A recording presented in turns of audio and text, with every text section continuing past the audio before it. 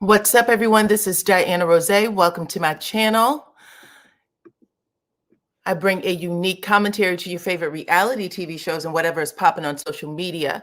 Tonight, we are going to talk about Love and Marriage Huntsville, Whitlows stay or Whitlows go, okay? Looks like they hit the road, but we're going to talk about it. It is an open panel. And I have a couple of other things that I want to talk about with you guys as well. So we're going to get started on that. Before we do, though, please hit that like, subscribe, and your notification bell. Come on in, everybody. Hit that like, hit that subscribe, hit your notification. Okay, share the video.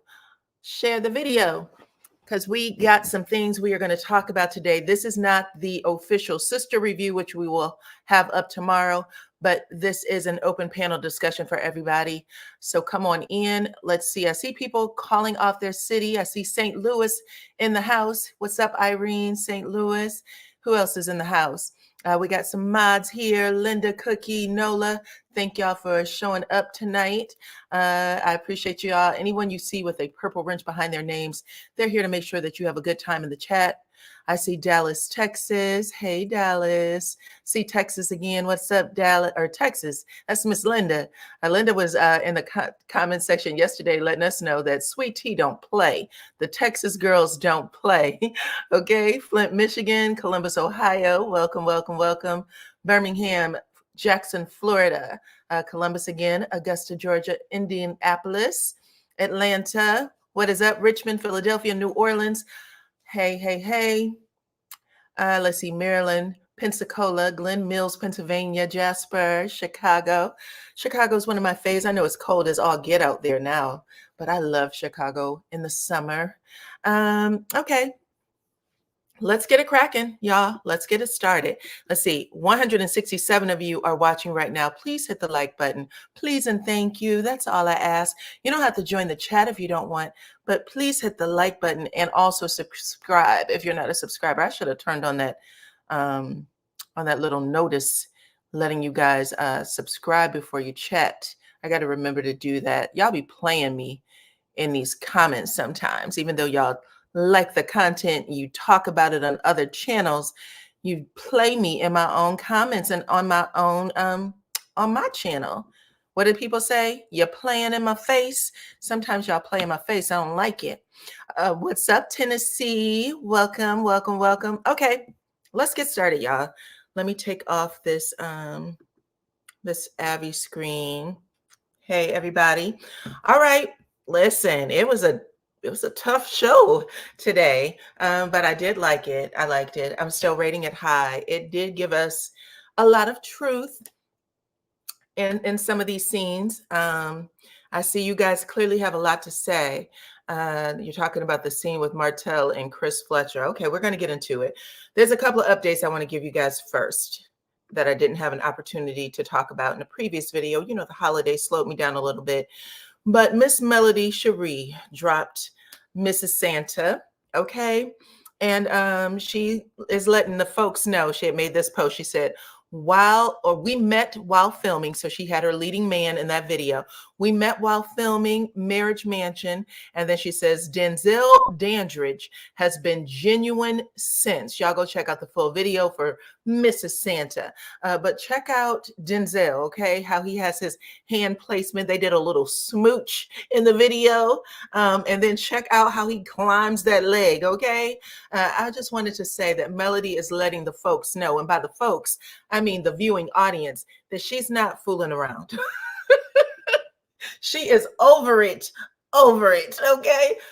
Do not be putting her name beside Martell's this season is what I'm getting from this. She's like, I don't give a damn what y'all see that man say or do. Do not, okay, because he's going to be bringing them flowers up with that wedding ring, and y'all know sometimes it's the audience that falls into the trap, not Melody, but the audience that falls into the trap. And she said, don't do that. Don't do that. Okay. That's what I was taking from that.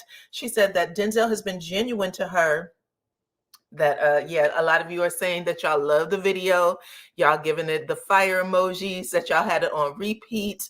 Okay, that's awesome. That's awesome. But listen, she said, I have moved the F on. I've moved on. I do not want my name beside him, and I don't want anybody having any ideas, okay? She is Mrs. Santa now, okay? She's Mrs. Santa now. All right. Yes. Okay. Listen, that's what I'm taking from it. That's what I'm taking from it. Keep coming in, you guys. 261 of you are watching, but only 155 of you have hit that doggone like button. Hit the like button. Become a subscriber if you have not already. It's a good time over here. I'm going to toot my own damn horn. It's a good time over here. We keep it grown. Okay. What else do I want to talk to you about? Oh, Melody's auntie passed away. So she had made this post. She said, this is my first best friend. Melody is saying that she was the daughter that she had never had her auntie. She said, my second mom. Her shadow that would never go away. So many memories, so much love, auntie. I promise to keep making you proud. I'm not okay with you leaving us, but I know I have to trust God. We love you forever. As you would say, Roger Strong, watch over us. And you guys, I think this is the auntie. I think this is the auntie from the name changing ceremony. So I saw her face and I went, oh my gosh, she looks so familiar. And I went back to look at the episode. I believe that this is the auntie who was a part of the name changing ceremony. She was a part of the family that came to the event. So condolences to Melody. Yeah, condolences to Melody for everything that she is going through, her and her family, and I hope that they are it's hard to lose someone around the holidays. It truly, truly is. I know this. So I hope that they're all able to push through and be good. Okay. And get that together. I think today might have been the funeral, if I'm not mistaken. I thought I saw a notification from her mother, Miss Vanessa. All right. Now, the other thing that I wanted to talk to y'all about real quick, and then we're going to move right on into Love and Marriage Huntsville. 293 of you are watching. Only 181 of you have hit the like button. Please hit the like button, okay? Again, I know y'all love it over here, so go ahead and hit that like button for me. The last thing I want to talk to you before we jump into the show content, tonight's episode 26, Whitlows stay or Whitlows go. Looks like the Whitlows have went, okay? But let me get this pulled up real fast. Y'all, I did my Married to Medicine review yesterday. Did the Married to Medicine review yesterday, went live. It was actually a good time. That is a great review. You should go and watch it if you have not. I promise you'll be entertained. But there were some people in the comment section, because we were talking about Heavenly being denied entry into the Lunsford's wedding. Okay, they received an invitation, but when they got there, they were not on the list and they were purposely kicked out. And it looks like Sweet Tea wanted Dr. Heavenly to know that she was kicked out. Okay, when Dr. Damon got up to the door, he was like, listen, me and Gregory are real good friends. Like, they already said it. They've been, referring each other patients and things like that. He was like, there's no way he would do this. This is embarrassing. And when they ended up walking out the door, I guess the wedding planner came up and said, yeah, I just want y'all to know you're not on the list, but it's on purpose that you're not on the list. Either way, production said, we're not going to film this wedding if you guys do not let them in. That's what has been said. And a lot of you were asking in the comments, did production pay for the wedding? How can they stop them from, not letting them into the wedding? Well, I'll show you how. Check this out. There was a whole article written up in People magazine about the wedding, you guys. Married to Medicine star Letitia Lunsford on her wedding day to Dr. Gregory. I never imagined the day will finally come. Now, well, y'all know when they have articles written up and things like that, they give promo to like their dressmaker or the store they bought it from. So there might be a discount or something that was done for free. And there is probably promises made to these vendors that certain things would show up on that episode that they would probably have to pay even more money for if it did not happen. So if you read that magazine, they had, or read the article, they call out the bridal boutique, Winnie Couture, and they called it some other vendors also. But I'll tell you what they did do that was shady. Even though Dr. Heavenly and Dr. Damon were at the event, they were omitted from this article where they said 150 guests were a part of this event, including Phaedra Parks, Toya Bush, Eugene Harris, Dr. Walters, and Dr. Simone. Nowhere does it say Dr. Heavenly. So she still got her jab, even though we know Dr. Heavenly was there. So I just wanted to say that. I just wanted to let y'all know we are watching this show. It is a good time. Married to Medicine, okay? Listen, who said this? Hear ye, let the chimes in. They came in, baby. And Heavenly is going to directly address her at the wedding while they are doing a line dance. So we're going to watch that tomorrow and talk about it. 377 of you are watching, so make sure that you hit the like button on your way in. Now let's talk about Love and Marriage Huntsville. What happened tonight? And we can get you guys up on the panel to give your thoughts and opinions on it. Okay, let's look at, oops, I forgot to show y'all these pictures from people. So here's Dr. G and Letitia, AKA Sweet Tea. Check her out. These are beautiful photos, right? I love them. Okay, anyways, let's get into the scene, child. First up, we have Miss Kiki and Tiffany. They have their sit down. They were brought together by Stormy, so they're at her house to talk about, you know, I guess the tension between the two of them. They are basically letting us know how it started. I talked to y'all a little bit about this. I told y'all that the conversation that they had at the tea party where Tiffany is saying, well, I've talked to Letitia, and Tisha was making it seem like Tiffany was the shoulder she was crying on, even though we haven't seen the two of them film together at all last season or this season. Felt a little bit suspect. I didn't believe it, not one damn bit, okay?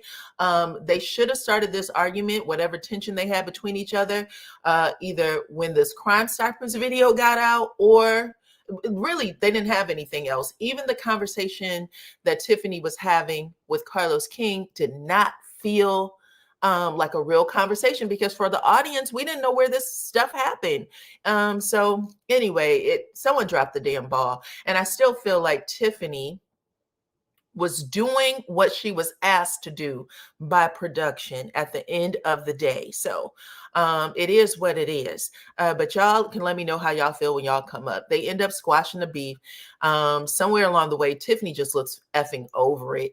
And she was just kind of sitting there like, I really don't even know how to answer this question. My parents were both addicted, and that is very sensitive to me. I don't understand why this is, why this turned so left to begin with. But, it is what it is. Again, y'all can let me know how y'all feel about the scene when you get up here. You could have done without Tisha and Kimmy. Okay, let's keep going. Let's keep going. I actually, I'm giving this episode, I should have gave y'all the rating. I'm giving this episode like an 8.5. 8.5 is what I'm giving it for this time around.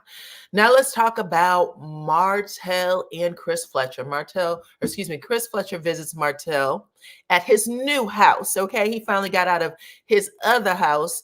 Took a month to do, and Chris is like, I don't give a damn where he is. He could have dug a hole and made a little underground house there, and I wouldn't have cared. At the end of the day, as long as he's out of the one I was trying to sell, that's all I care about. But he comes in, Martell got these dark shades on. He said he had eye surgery because he wants, a little cosmetic surgery to keep himself up, to make sure that, he doesn't look too old for the ladies. Y'all know he's still out here in these streets. I don't give a damn. He's still in the streets, okay? But but he and Chris have a little one-on-one. Chris confronts Martell about the conversation that he had with his wife, where he got a little bout it, right? And he's like, listen, you two, my wife can be very passionate about what she believes in. And let me start this conversation with this first. First, Chris tells him about what happened with his oldest daughter, Lexi. And Martell makes a comment, yeah, you know, there's a way to say things where you're not being disrespectful. And then Martell goes right into being damn it disrespectful. That's how I took it. But Chris ends up saying to him, listen, was she telling the truth? And Martell says, I don't think a woman should speak a certain way to a man. Now, he said this before. He said it season 1 through right now, season 6. This isn't, you know, anything different from Martell. He's always had this conversation where he said that a woman should speak to a man a certain way, that there's a place that a woman must sit in, and then, you know, the man can be the man. It's a little repugnant, especially since he has 3 daughters. You would want those daughters to speak up for herself, especially with everything that we see in the news and all that stuff right now, all of these record companies and CEOs and all that mess. Anyway, Chris, he's saying all this stuff to Chris, and Chris is looking at him in a way like, you just like to dig your own damn grave, and maybe I should just let you bury yourself in it. I ain't gonna help you out of this shit. I'm not going to help you out of this. Just know that this is just a ridiculous thing to say. Like your manhood can't be this tiny, right? Can't be this tiny every time you have some sort of interaction with a woman. Like, get yourself together. But they end up talking about the name changing ceremony a little bit. And Martell says that he feels like Melody is just taking things too far. She's no longer a Holt, and he's going to respect the fact that she's no longer a Holt. He don't want anybody to accidentally call her a Holt. And somebody said those eyes are going to be permanently closed. Uh-oh. And he said, listen, at the end of the day, Melody got the issue, not me. Why is she pushing it this far? Is how he made it seem. Yeah, whatever, Martell. At the end of the game, I'm going to let y'all finish him up on this. I have some thoughts that I'm going to put on my sister review. But let's go on to the next photo. Now we have Tisha and Kimmy. They are meeting up for a Yanni session, I guess. Tisha acts like this is a gift to Kimmy to help her get her groove back. And, you know, Kimmy's, you know, receptive. But they end up having this little conversation. First Tisha said that, is it possible, you know, that this could be a problem? Should pregnant women do these type of cleanses? And the host says, no, you shouldn't do this if you're pregnant. So Tisha goes into the bathroom. She does this pregnancy test on camera, which turns out to be negative. I guess it was a little cute moment. I don't know if people found it cute, but it was a little cute moment. Tisha said, I am sick. I'm throwing up all the time. I am gaining weight. Kimmy said, you just got to push yourself away from the table, girl. That's the last thing I would have thought about if I were you. She is like, at the end of the day, you should have known better that you're not pregnant. But then they get into a conversation about Melody. Okay. And Tisha's like, I thought Melody was pushing the button when she was asking me questions about Kiki and throwing the water in my face. Kimmy said, well, you should have known them damn questions were coming. These are all things we talked about. You should have known those questions were coming. That was a big incident. It happened, and you should have known they were coming, and you should have been better prepared for them. Okay? Instead of doing that runaway thing, Tisha, it made you look stupid. I'm adding those words in for Kimmy because Kim could have said that too. 495 of you are watching, so make sure you hit that like button. But then Kimmy says, well, at the end of the day, Melody is trying to wonder or trying to figure out, have y'all really resolved y'all differences? Because when you guys were at the expo and she was giving her advice, you were quick to shut her down. And she said that she feels like you still have a problem. Tisha said it ain't got nothing to do with Melody. I don't know why she would feel that way.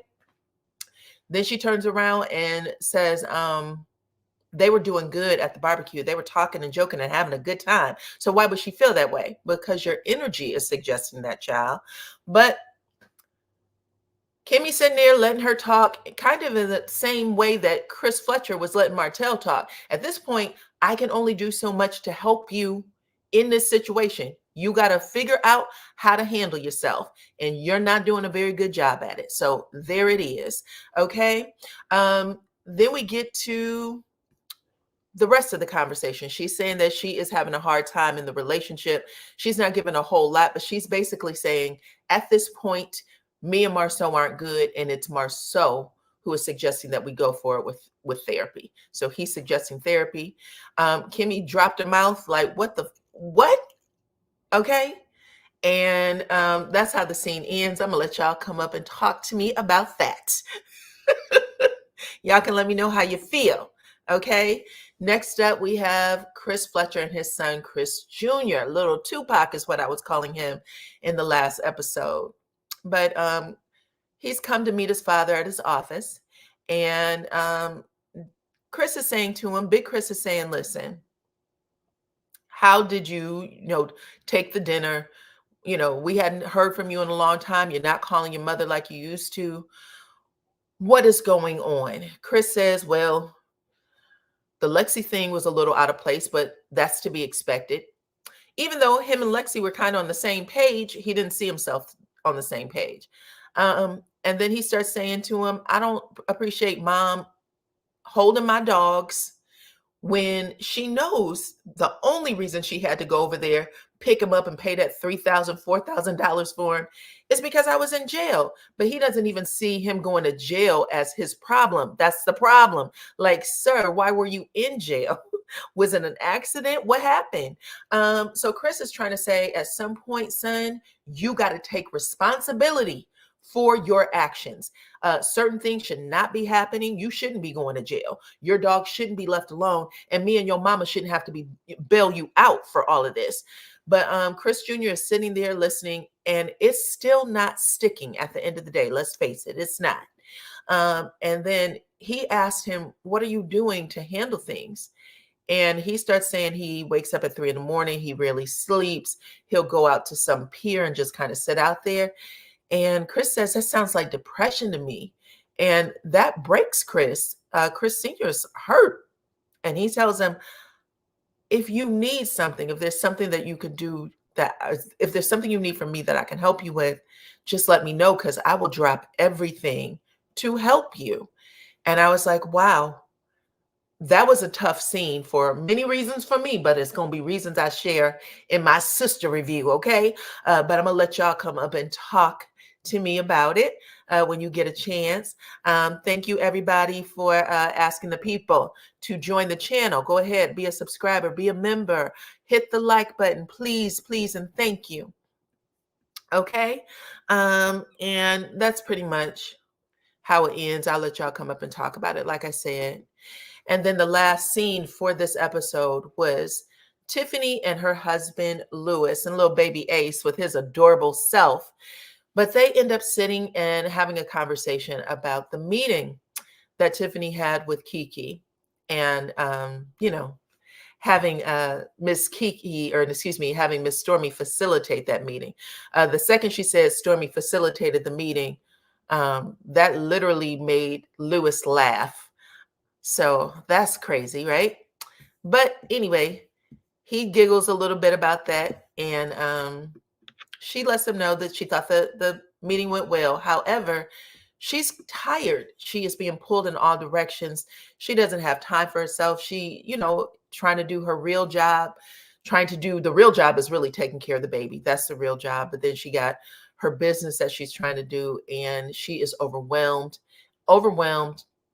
Don't know if she's coming or going. She again mentions that, it's possible that she is just postpartum, which I really hate that they didn't put up a disclaimer the last time she mentioned postpartum. She definitely should have.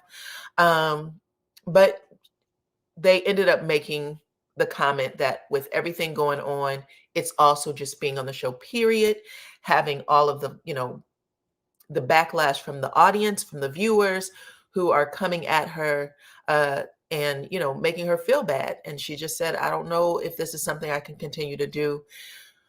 Lewis said that he supports her where she is. And if it's taken a toll on her to this degree, she should no longer be on the show. And it looks like that is the decision that they have decided to make. So at this moment in time, it looks like everybody is asking that the show consists of Melody and Melody's mama only. Okay, I don't know if that's a good thing or a bad thing, but we will see how many people are ran off of this damn show. But nobody likes him, okay? But we'll get to hear your opinions in just a minute. Let me take this photo down 1 second. Okay, now let's bring this up. I'm gonna read some of your comments first because y'all been talking the hell out of a whole lot of things. And let's see what y'all have to say.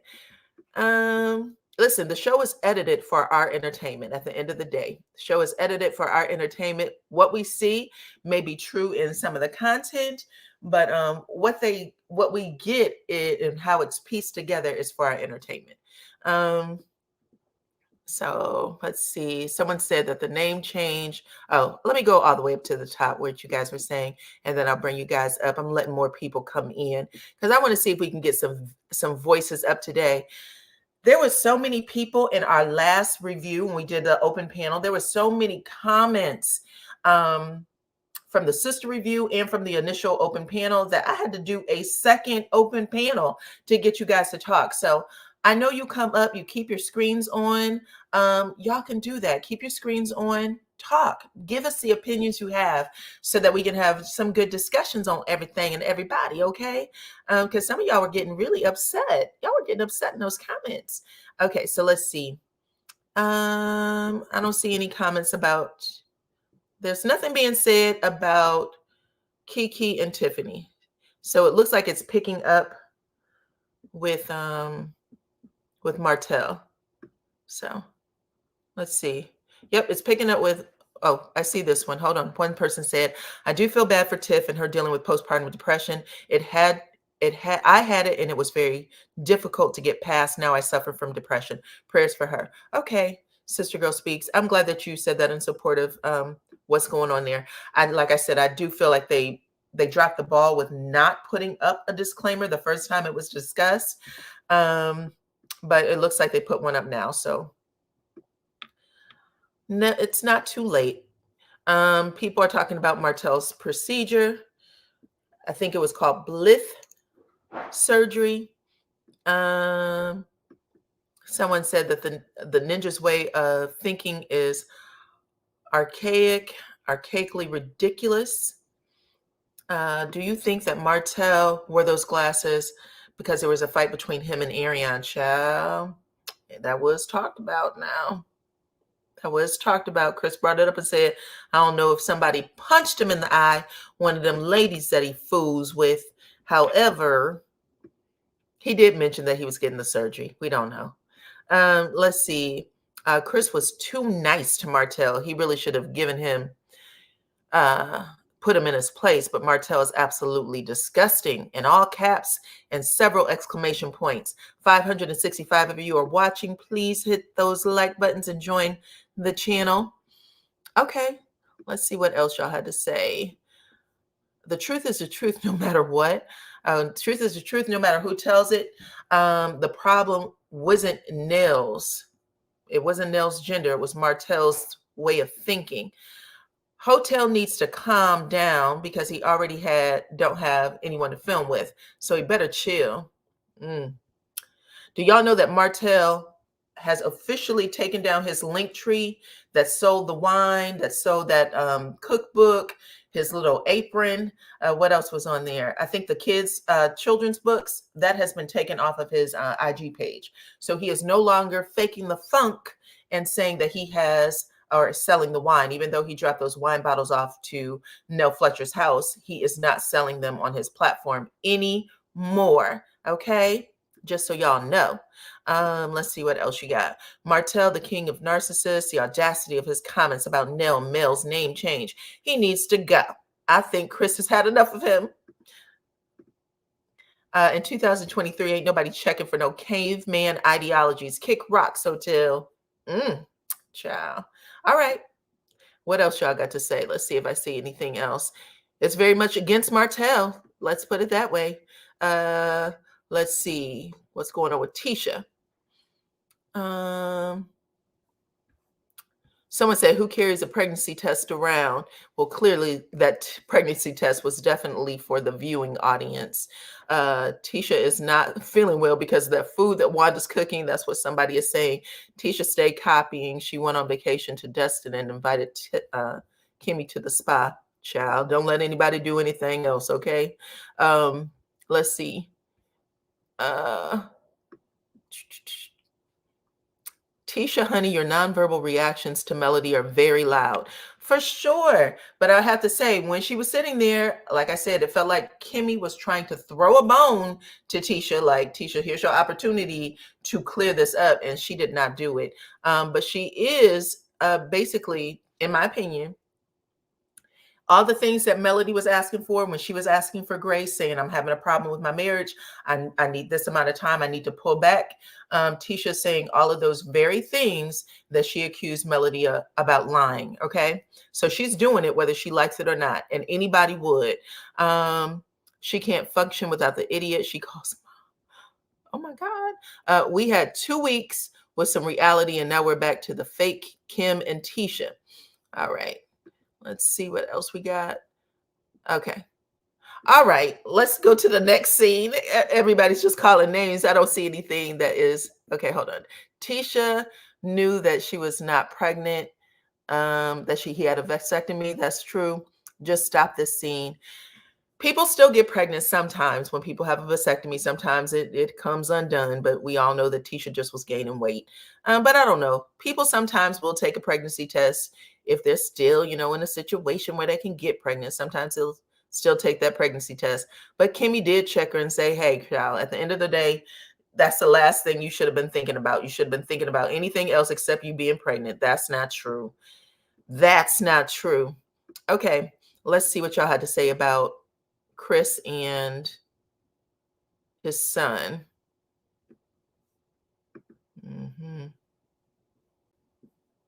I don't have a whole lot to say about him either. Chris and his son. Nope. It doesn't look like you had a whole lot to say about that. And then you just went on to say that you were okay with Tiffany leaving the show. Okay. So hopefully some of you can come up and we can have some good discussions about the show tonight. I should have asked y'all before we even started how many of you actually watched the show. We have 600 of you in the who's watching this particular show. So 600 of you. So hopefully some of you did get a chance to watch it. If you watched the show, put a 2 in the chat. If you did not watch the show and you are just here to see what others have to say, put a 4 in the chat. Okay. And then we can get started. I'm going to put this invite up. Okay, we're going to get this invite up and then we're going to bring y'all up to talk about tonight's episode, which again, I give an 8.5. I feel like it was a solid show. It looks like people are saying more 2s than 4s, but definitely there's some 4s there right now. Okay. So, okay, a lot of people did watch it. So I would like for people who have watched this show to come up and let me know what you feel about tonight's scenes. Okay. Let me know your rating for the show. And then, depending on how many I get of you up here, we'll probably have you talk for about 2.5, 3 minutes tops so that we can get as many people up as possible to give your opinions. Okay. Right now, the join link has been pinned to the top.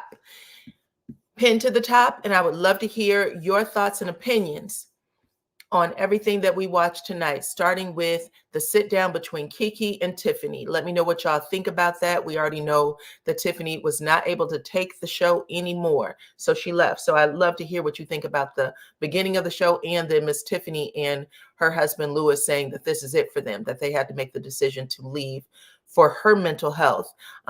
Someone has already shared that they actually had postpartum depression, and that does affect every part of your life. It really does. But right now she is operating, by herself because Louis is out of the house. Sounds like the majority of the time. So talk to me about that. What else did we bring up? We talked about Martell being Martell. He has not changed, not one iota. And he is up here letting Chris know that your wife is mouthy. Okay, your wife is mouthy. I don't like her. I'm going to say what I have to say because I'm a man. Okay. Yeah. Aaron Hall was popping off talking about he was a man. Now his ass is being sued. So you got to be careful about where you let that manhood conversation take you, what you believe women can do and what men can do. It is bad. It's a bad time. Let me know what y'all think about Tisha and Kimmy coming back on the screen. First time. We had 2 episodes without them. Without any of the Scotts, and they show up and they're having their little sister spa. Let me know what y'all think about that. And then we also have Chris and his son. Yeah, they said that Lexi was doing Lexi, and both of them had a problem with that. Chris, he actually said you and Lexi were pretty similar in thought, but he is having a breakdown moment with Chris here, saying, listen, I would do anything to help you. I don't want you to be in a bad place. I love you. What do you need from me? I will stop the earth, okay, from rotating around the sun, child, the sun from rotating around the earth to help you. And he got super emotional. And Chris, he teared up just a little bit, but you know, he kept it cool. I think there's a little more to the scene that we got an opportunity to see. And then we already talked about that. Okay. All right. Let's bring up Miss Ty. Hey, Ty. Let me take this screen down, child. How are you? I'm okay. Well, I always got to be the first one to run my ass up here. Child, I don't know. People get like stage fright or something. I don't know why, but I wish y'all would come up and talk because y'all have so much to say. I be trying to wait till somebody else come up here. Okay, listen, you stay right there. Don't say nothing. We're gonna let Simone talk first, okay? Okay. Hey, Simone. Oh no. She can be first. I am perfectly fine. She can go right ahead. Don't be shy. Hello, how are you guys doing, by the way? It's just you and I. I'm Fine. good. I'm good. Okay. Now let's break some of these scenes down. Mhm. Starting with Tiffany and Kiki. Now I have to ask you. I'm gonna ask everybody the same question too, because I really want to know. Because some of y'all were like going in saying she just unraveled what Melody did. And I was like, well, nothing happened in that scene. But first, I'm gonna ask you. Number one, what do you rate the show? I'll have to give it a 6. Okay. For me, the Snots and Martell just bring it all the way down. I enjoyed the scene, not enjoyed, but I could relate to the scene with Chris and his son. I thought that was very real, touching. I felt for that young man when he said, wake, not sleeping. I really enjoyed that scene. I wish they would have maybe shared more of that scene versus that lackluster scene with Kimmy and uh, Tisha. um uh the other scene, the Martell, I don't, I'm sorry guys, but I do not know what is in the water in Huntsville. But I'm sorry, the way that Chris, and maybe it was more and they may have edited it out, but to me, he did not check him enough for disrespecting his wife at their home. I thought that was, and maybe they left something out, but I'm sorry, Martell needed to be checked in that situation. He was hollering like a banshee at Nell. And I don't care what Nell was saying to him, that was her home. And the way that I'm not saying Chris should go all off and be loud and curse, but it was just too mild. He was just too mild with that situation. Okay. He didn't show enough oomph to me. He just needed to check him. Okay. So that really, and just Martell just gaslighting and lying and his whole just he's just delusional. He's a delusional narcissist, and it's just I could have done without it, honestly. They could have just had that conversation over the phone and left it at that because it gave nothing. But I was really the scene with Kiki and Tiffany. I thought that went smoothly. I liked how, you know, a lot of people I've heard, just kind of listening, sitting back, listening to people's comments on Kiki. I like Kiki. I think she handled that well. Kiki, to me, I want to hear more. I want to see and hear more from her. She Mhm. just, to me, I just feel like she's just kind of like an onion, and just so many layers to her.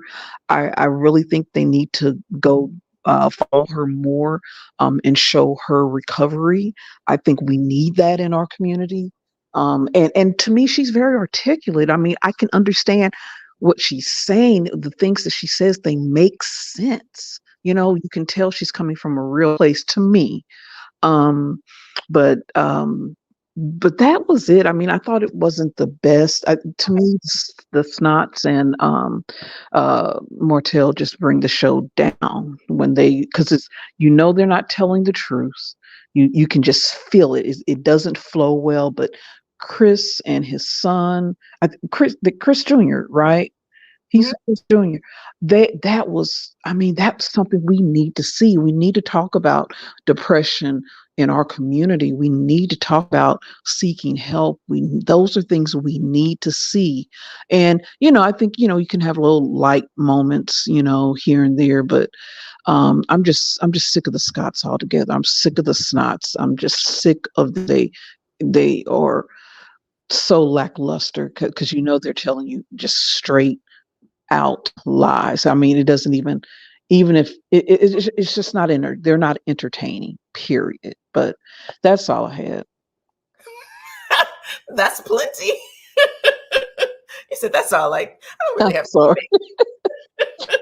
no problem. All right, y'all. I appreciate you telling us your thoughts and feelings on tonight's episode. You said a solid 6 for you. Yes, A yes. solid 6. Mhm. Okay, listen, I appreciate that. I'm just reading the comments, but I'm gonna go over. I'm gonna go with Kelly next. Okay, hey Kelly, are you on? Hey, Hi, honey. How are you? I'm good. How are you? Is this your first time up? Yes. Yes. Well, welcome to the panel. Thank you. Um, So, what's your thoughts on tonight's show? What do you rate it?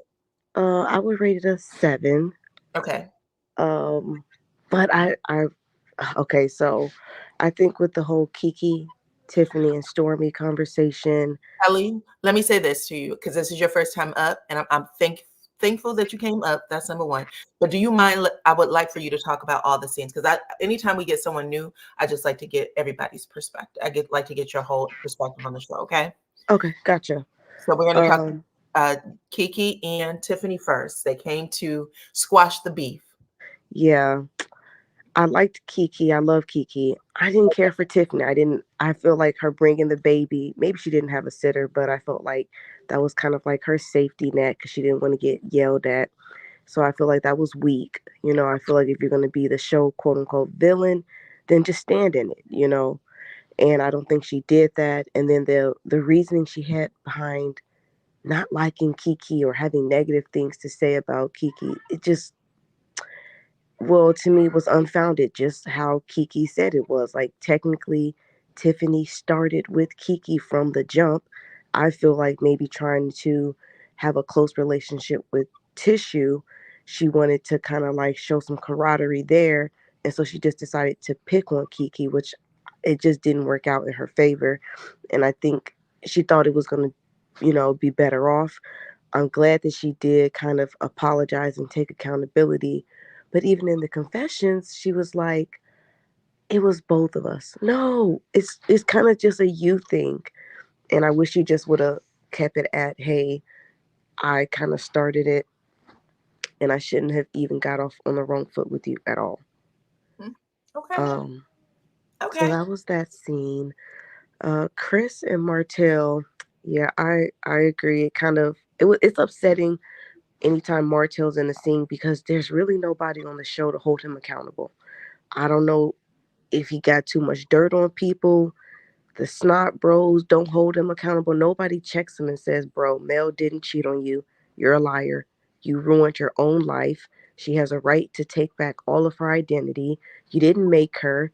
You know, we all know she made you, which is why your life has sucked so bad since she left, and hers is thriving. And I think the way he spoke to Nell was out of place, and it was totally immature.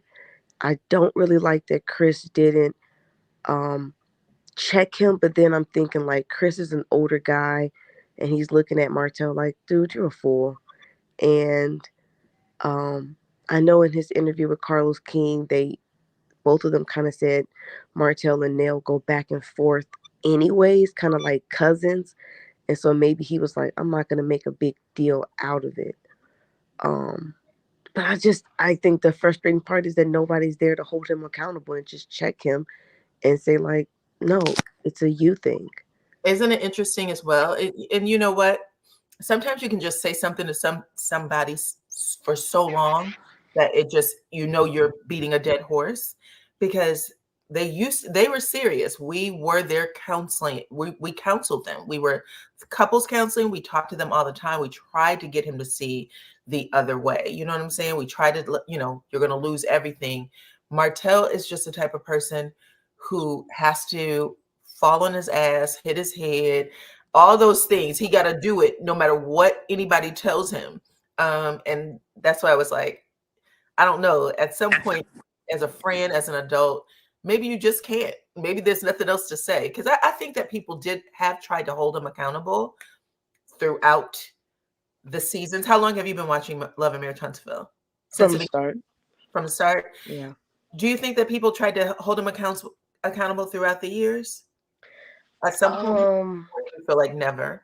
Yeah, I think a little bit, but I think it's kind of like what you're saying, where like they know it's in one ear and out the other, and then he's gonna create his own reality about what has transpired in his life, and so it's kind of like a waste of time. So then in that space is like, just get him off the show then, because it's triggering to hear him say things that just aren't true, and it just goes nowhere. And that's kind of like the frustrating part, because it's kind of like there's no growth for him. And we want to see growth on these shows. If you mess up, admit that you really messed up and really humble yourself and make the changes you need to make. And we'd never ever see him do that. You know what I like? Because just speaking about accountability, I'm just going to bring this up. This is a flashback to the Destin trip, because I talked about Destin a little bit with Tisha and Marcel. But y'all remember Martell when he first said Melody was, out there servicing some other man? Y'all remember that? Okay. And he said it season after season after season. I think he might have started in the 3rd season, carried that shit all the way out to 5th season, right? Yeah. Y'all remember? And then you remember Melody, when they had the trip in Destin, Martell asked for the table separate from her mother and the children, the moms and the children. And then before Melody let him say what he was going to say, she said, now, did I or did I not give you head, right? Yeah. You remember? I'm just talking about the accountability thing, because sometimes it takes a minute to get Martell to a place where you are going to pin him to the wall. And Melody has been successful at doing it all the time. Even though this might sound like a crass conversation, I'm bringing it up because we know that we're about to get some crazy scenes coming up where they're talking about Melody cheating and Melody forcing him in season 5 to admit, not only admit that she did it, but admit that he got it on a regular basis. Like, listen, she said, I ain't never been a sucker in the first place. However, don't act like I didn't do it for you at all. And don't act like toward the end of this relationship, when I was trying to save it, that this is, that I was doing these things for you and you couldn't handle it. Like, that was important. And I think the only reason why I'm bringing this up is because for me, when Melody was like, I'm holding you accountable, I'm going to make you say you lied, because at the end of the day, this is all a lie, right? This is all, Melody was with another man. Melody did this when we were together, and Melody saying, I did it for you every single day. I did it for you. Diana. Okay. And you lied. You tried to make it out like this was the reason you divorced me. This is the reason why actually it was 2nd season, right? Because she threw the pitcher or the wine thing at his head, because he sat there and said, if you were taking care of me, That's true. I would have done it. I wouldn't have been in the situation. So all that time, and Melody is saying, you basically was just a hoe. You was basically just a hoe who didn't understand self-control and how to value your family, to value your home, to value your wealth, all of the things that you had. Because one of the things that Fletcher said in the interview with Carlos King is Martell, the first day they gave props to themselves, because Nell was like, listen, we were already made when Chris was out there in the streets. We were pillars in the community. People looked to us to counsel them. People looked to us as as role models.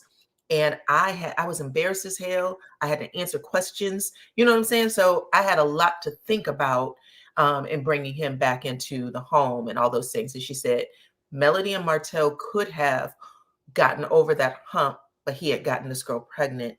But at the time when they were counseling, he hadn't done that yet. But she was trying to let him know, you are going to lose your relationship if you don't, blah, blah, blah, blah, blah. So the point I'm making with this is there has been a whole lot of people who have counseled Martell. Melody said that too. We've had ministers, we've had friends, we've had family. So many people have come to him and tried to get him to get it. And he doesn't. He doesn't get it. He blames everybody but himself. And even if that means I got to make up a lie to make myself seem okay, he does it. That's just who he is as a person. And that's it. That's really all I want to say is it's interesting to watch these people, for me, because I just like watching human behavior, but it's interesting for me to watch someone literally have their life documented on a television show and still do everything they can to lie in your face. And so that's all I want to say is that I'm looking forward to what's going to come up, because they've already admitted that the Fletchers have already admitted when we were counseling them, he never mentioned any of this. So this is coming out of left field for us too. Diana, that's exactly what, excuse me, I just want to interject real quick. That's exactly the point that I wanted to make between Chris and Nell at the porch when she was doing the flowers, and he brought that wine over there, and tonight in his new, I guess, squatter's house. They both could have made that point. When we were counseling you, you never mentioned anything about Mel's cheating. And I get what you just said. They talked and talked and talked until they're blue in the face. But to me, they know they're taping a show. They know what's going on. To me, one of them or both of them should have interjected that when he gets to talking about Mel cheating. Why wasn't this brought up when we were counseling you? Why didn't you say that? Remember, Mel made the point to say, or Nell, she made the point to say that nope, I didn't ask her that if she cheated. Well, you pretty much can assume she didn't, because he would, I don't know, no man, especially a man like Martell, if he knew that she was cheating during these counseling sessions, he would have made mention of that on multiple occasions. This didn't come up until after she filed for divorce and everything was going through the process and everything was finalized. That's when he brought out any and everything to make her look bad. But trust and believe, if she had cheated on him, that Negro would have left her. Well, yes, I'm telling you, I told y'all already that I brought it up in another review. I said, listen, when he sees her at the job site, he was talking to, I think, that guy Fred, and Melody pulls up and Fred was like, what does she drive? A white, blah, blah, blah. And he was like, yeah, when she's over there, she's here. Melody gets out the car and was like, we got to talk about boundaries, okay? And she was like, why would you do that? You was having a business meeting. You coming over bothering me. He was like, well, of course. I've never seen you with a man before. So all of that is stuff that, again, like I was saying, I don't know if he forgets that this shit plays out on TV or what. He is actually worse than the Scotts in some regards, because Marceau has always said, I've never cheated. Tisha, on the other hand, Tisha's mama, Tisha's brother, T-Man, they've all come to Marceau and said, listen, I heard you had a baby out there. Remember that? I did that as a poll question the other day. I heard you got a baby out there. Tisha's mama came up and said, you got a damn side baby? And he said, if I do, you a side grandma. Okay. So at the end, there has been people who have come and checked Marcel in that way. We've had Kimmy and Maurice check Marcel and say, why would you put certain things out on the internet when you know Tisha gets hit the hardest? You don't even pay attention. You don't protect her. You don't, do what you need to do to protect this relationship or her. There's been people who've done that with him. Martell's a different beast. He's a different beast. He's a liar. He's a liar. Yeah. He doesn't think about it. And his whole thing is, I don't give a damn if I lie or not. If it comes out of my mouth because, I was assigned as a man or whatever, he said he believes that you should just go with it. Just go with it. I don't care. But anyway, sorry about that. I had interrupted you, Kelly. I just wanted to bring up that point because I think at some point we're going to see coming in the season when Mel has that conversation. Mel, I want you to have this conversation with Martell. We've never heard this shit. So what is going on here? And part of this may just be for television as well. So you know that. But anyway, Go ahead, Miss Kelly. Oh, don't thank you. But two, okay, it's kind of like I feel like if Nell feels like she needs to ask the question, which I kind of feel like she already did at the name change. I feel like the other caller just said, then she should have told Martell, "Hey, you never brought it up before," But anyways, I'll get off of them. My final thoughts about that is just I don't want Martell on the show anymore.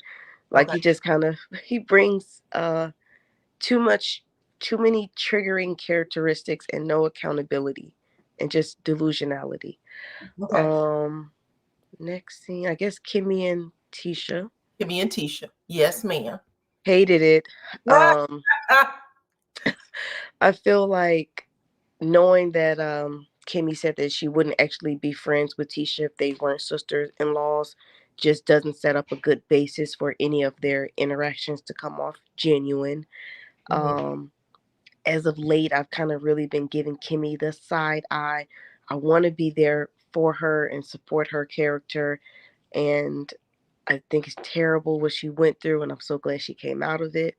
But the fact that she's as old as she is, and the story is getting her libido back and trying to please Maurice, who every time we see their interactions and she's speaking about how he can please her, whether that be being more helpful around the house or being an actual father to his son, he's giving her a hard time. But we always see her trying to cater and nurture. It's disheartening. She's another person that is triggering. So I didn't really care about that. With Letitia and the pregnancy thing, that was so ridiculous.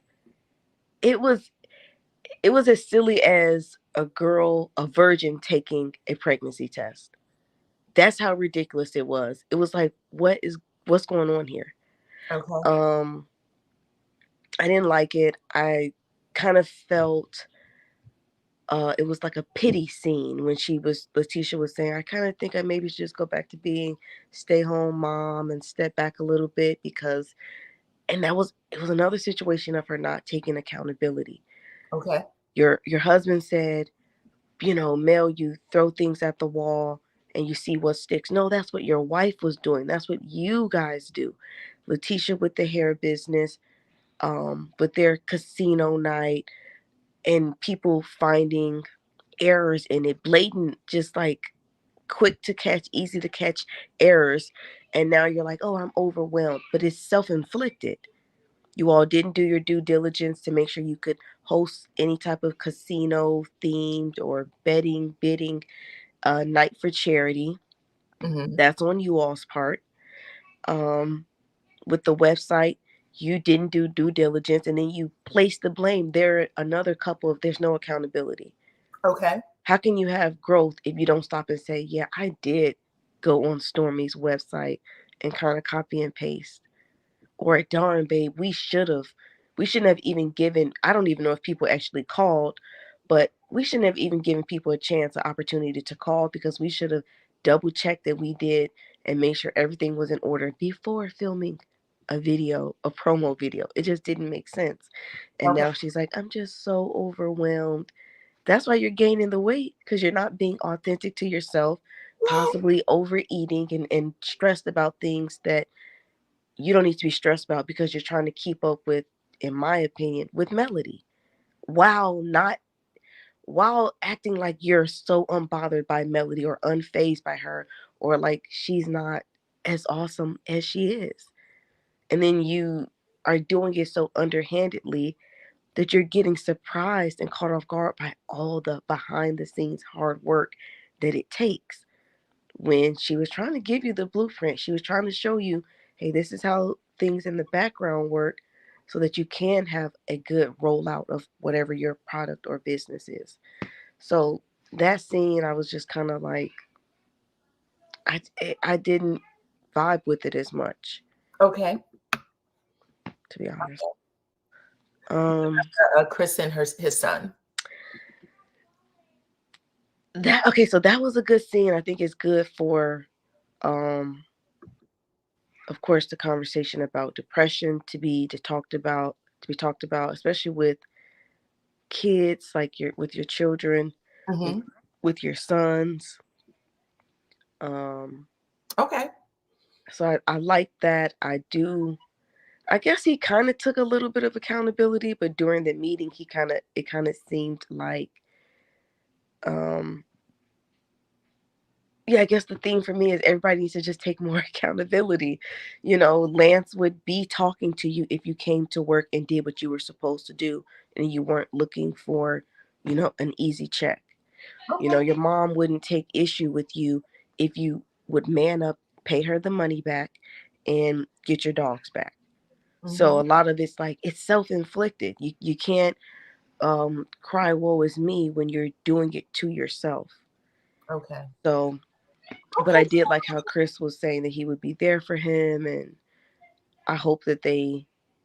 Um, I think it's hard because yeah, they did say that they like spoiled their kids, and once the kids are spoiled, it's hard to undo 18 years or however old he is, 20 something years of spoiling them, meeting their every need before they even know that it's a need. So they don't even come to appreciate going without and then having. But I thought it was a good scene for Okay. sure. All right. Then the last one is Lewis and Tiffany. What were your thoughts on that? She's another one, self-inflicted. I love that Lou was finally in the scene. It was like only like the second or third time we seen him. I Okay. know last time people were like, he didn't even hold the baby. He didn't look at the baby. So it was good to see him holding the baby and interacting. I love that he was supporting her and saying, you keep things bottled up. You try to act like everything's okay, which I think is pretty normal, for humans to do. Um, so that was good to see. But on her part, it was kind of like, girl, you can't start a fire in the house and then get mad that the house is on fire and it's about to burn down. Like, you did not come on the show as a pleasant person. You came on very, very negative, and um, it was a lot of uncalled for shade. You're coming into scenes or confessionals with immediate shade. It's kind of like you have to work up to that, and you didn't. So that put a bad taste in people's mouth. So if you're not going to take accountability, I guess the best thing is to blame pregnancy and postpartum and then leave the show. Okay. Okay. All right, child. You said a mouthful. I appreciate that. I appreciate you coming up for the first time. Welcome. I hope you come back. Okay. But I like that you gave an opinion on everything. I like to hear everybody's thought process on the show. Because we're all different. We all think different, but it's good to have as many varied opinions as we possibly can. So if you'd like to stay up, you are more than welcome. Okay. Now let me see if Ty would like to go, if she'd like to close out. If not, we go with D. What's up, Ty? Um. Okay. Now listen here. How you doing? I'm fine. How are you? I'm doing well. Is there any type of feedback in here? Nope, I don't hear a lot of feedback. Okay, so I'm not feeling too good today because some mofo put a rice spoon in my gumbo spurl. I damn near went to jail today. Okay. Oh no. Oh no. So Go ahead. anyway, I know you always ask what you rate the episode. I want to say a C minus. I don't want to give it no numbers. I want to say a C minus, a 70. Okay. Uh, I want to start off with Tiffany. Her scene with Lou. I appreciate them bowing out gracefully. Okay. Let's make room for the Fletchers, right? I also kind of paid attention. Uh, Lou said something to the effect of, thank you for being honest, right? Mm-hmm. Yeah. Kiki said last week, I don't know what, when her and Stormy was talking about Tiffany on the live, I mean on the Carlos King live, Mm-hmm. and Kiki said she lied. Mm-hmm. So when they played the clip and Tiffany said Kiki climbed the fence, I said, now wait a minute now. I don't believe that. And I really believe Tiffany was really like putting 10 on 20. I Mm-hmm. mean, 10 on 5, you know, Mm-hmm. being on the show, trying to get with it. Somebody else said, and somebody said in the comments also that when, oh my God, when Tiffany first came on, you know, she came on with a bang, and the Scott's 2.0 humbled her real quick. So when that didn't happen, somebody said in the comments that she was going to get on the Kiki's hate train, but she became the odd man out.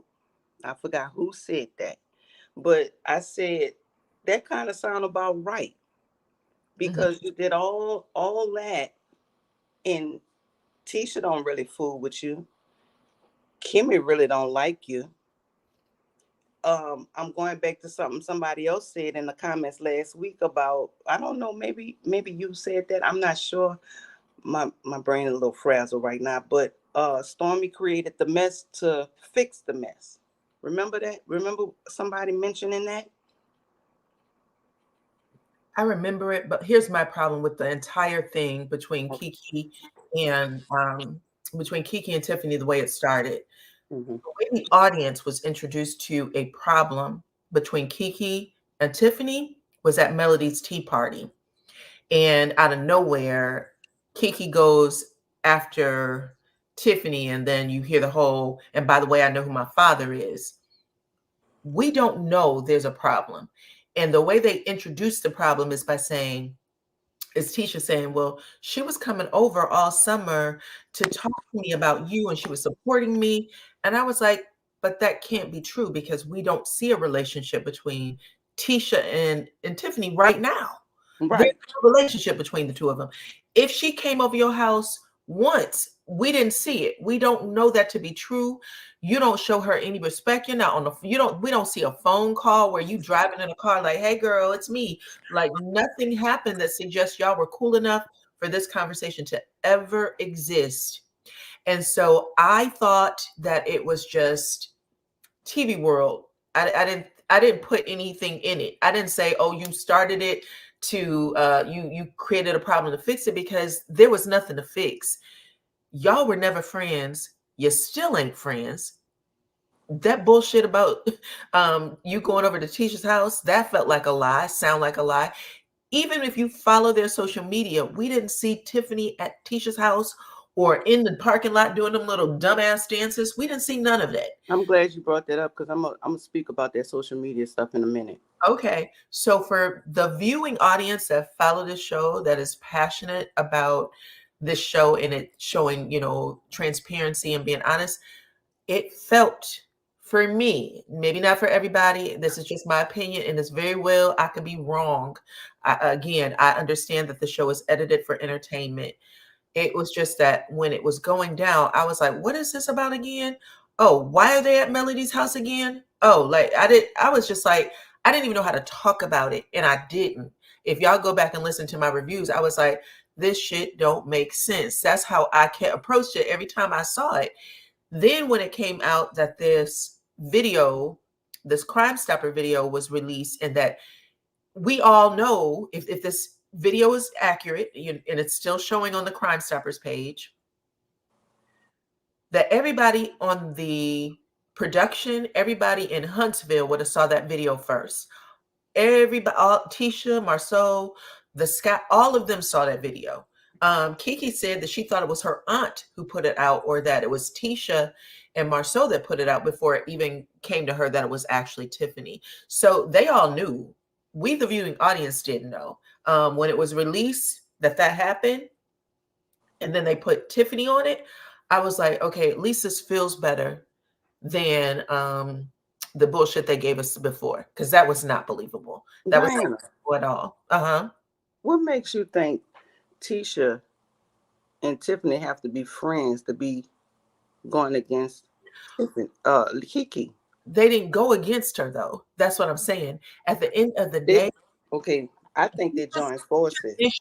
Tisha's issue with Kiki is 100% separate from her issue with Tiffany. Tiffany sitting there and saying, I don't like what you did to your cousin. Like I said to you my last review, or however I put it, nobody likes you enough to give a shit what you feel about Kiki. When you guys are sitting down in productions like, what's your story? And how do I make this? How do I get this to film? How do I make the audience make sense of this? Because the audience have to make sense of it. None of it made sense. None of it made sense. Tiffany coming to the barbecue late after Kiki left, that made sense, because who gives a shit? Tiffany sitting there and saying to Tisha, what comment did she make? Something about a person like that has nothing to lose. Okay, let's just say let's play devil's advocate for a second, because I understand people like Kiki, but the truth of the matter is, if Kiki comes to your house for the first time, or however, because she says she don't fool with Kimmy. She said that she knows her, that they're cordial, but she's not, she has a decent, hey girl, I see you here. But I had asked her in an interview before this scene even showed up, back in April, whenever that interview was. I said, would it have been common for you to get invited to anything that Kimmy has going on? Because I think at the time they had the cancer party, or the She's Cancer Free party. And she said, no, that's not common for me to have been invited to that type of party for Kimmy. If, it wasn't in front of a camera, it wasn't common for me to be there. So that's why I wasn't there. So you're not cool enough with Kimmy to be invited to her cancer party, but you show up in her backyard and you get into a fight with Tisha. Most people would be okay with Kiki going home. Most people. You showed up here. You were invited, true. However, for you to pop off in a space like this might feel really uncomfortable for a lot of people. So saying you got to go, that's normal. Like, I don't think anybody would care at that moment. We cared about Tisha and Kiki because this is a real fight between the cousins that we are seeing. We know that they're not friends. We know that they're still trying to work on their relationship. They already, both of them told us that. But Tiffany saying, I don't respect you for not being there or following your cousin's wishes, nobody cared about that statement. Nobody. Because we don't care enough about Tiffany. Tiffany's job was to be a rebel route, like get shit started. That's it. And if she got that job, it's because someone on production said, here's the hat. Here's a little something extra in your check. This is what we need to happen between these parties, because we don't have anybody else who can do it. Kimmy's not going to do it. Doesn't make sense for Melody to do it because she's still trying to build herself up. We're only going to make you the person. It could have been Stormy. Why not choose Stormy? Because Stormy is also, you saw her get up from the picnic table and run. She ain't built like that. Now listen, let me play devil's advocate. So why couldn't it be Tisha and Tiffany setting up some stuff and Tisha using Tiffany to put Kiki's, or go at Kiki like that, or put the video out? I think that Tiffany would have told. That's why. I don't think Tiffany would have held on to it. Wait a minute now. Hold on. There's a Okay. scene when Tiffany and Kiki meet, and you can tell that there's a secondary conversation that was had. Tiffany and Kiki meet at the store where they're going to buy some stuff. She's going to buy some thank you notes or whatever for showing up at the baby reveal. Tiffany says to Kiki, so you talked to Kiki already? And she goes, yeah. And she goes, oh, and she pulls back because in that, if y'all go back and look at it, it looks like she's saying, her facial expression is, you and I talk about stuff all the time. And now you've come to this camera to check me about shit you probably said too. So that's what I got from it. I was like, you can tell that she's saying you and I've talked. You're talking about Tiffany and Stormy, right? Tiffany and Stormy. And even at the end of this conversation, even at the end of this show, it also felt like she was saying, I feel like I'm being set up. Mm-hmm. Mm-hmm. I feel like I'm being set up because I've been asked to do certain things and people are aware that I've been asked to do certain things. But when I get into the scene, I become everybody's punching bag. So I'm the punching bag for the audience, and I'm the punching bag for the cast, and I'm tired. That's what she wasn't expecting that. She wasn't expecting that. So at the end of the day, everybody's setting this girl up. It's not fair to her. But she is also the person who's keeping those scenes flowing because they have to connect some kind of way. They do. And because the audience can be a little more involved than we are in other shows. And coming to the cast member and saying certain things and, I feel like you've betrayed this person, so I'm going to figure out a way to bring you down on social media. Those are things that don't typically happen with other cast members. It's only happening with this cast. Okay. And still on the Tiffany and Lou scene, I think, I have a soft spot for the fact that she just had a baby. Right. And y'all can say, hold on one second. Y'all can say that she's a willing participant, but part of the reason y'all were hating these scenes in season 6, season 5, season 4 is because they weren't cohesive. We didn't have anybody setting up the next moment because nobody was dealing with each other. Melody was like, I'm not talking to any damn body. I don't care. She ended the season 5 reunion with, I'm never fooling with these people again. We get to see her back in these scenes with the Scotts, and she's being honest with what she's dealing with in the scenes, saying, listen, did Tisha got a problem with me? Because she did this shit at the expo meeting, the after meeting, and now she's, showing out and acting like I'm a problem here. This is our job. We're supposed to be asking questions. And that's the bottom line. It is a job. Saying, we were going to ask questions, so why are you jumping on this girl when you know that was going to happen? Like, this is real. This is a real moment that we're getting. But previously, nobody was bringing these scenes together because nobody wanted to film with each other. They hated each other outside of the show, and it translated on the show. Don't fool with you. I don't fool with you. That's how it happened. Now, they have to figure out how they're going to make someone neutral enough, because at that point in time, Tiffany was neutral enough because it wasn't believable. She was just helping set up the scenes.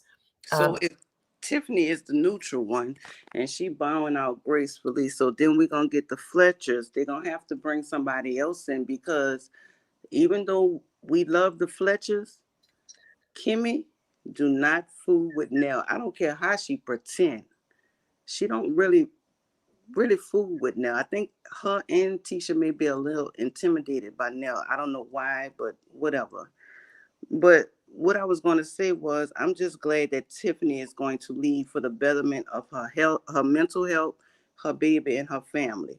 Thank you and good night. Okay, for them. Mm-hmm. Mm-hmm. Okay. You're right. I agree with you about Nell and but the thing with Nell and Kimmy, I'll say this again. Nell is in a place where she is not intimidated by anybody on the show. And what we're going to get moving forward, assuming they sign a contract that they come back for a season 7, There's going to be people that find her very polarizing, and there's going to be people that love her. And there's going to be some people that don't like her at all. Right. You're going to find her polarized. They don't want to fool with her. A lot of people are saying that right now. Nell's not a friend to Melody. I don't like her. But at the end of the day, she is who she is. She don't even know how to lie about it. And that's what I like, because she's honest to herself. And as long as she stays out the comments. I hope she stay the same. My But God. Diana, I got to interject here. I got to. Okay. What is Stormy there for? Because the uncomfortableness between her and Mel right now, because she got caught up from the social media stuff with her mama and possibly being good buddies with Coleslaw, you can see that on screen when they were trying to calm Kiki down after the water throwing situation. It's like when Mel's up there, she shuts down totally.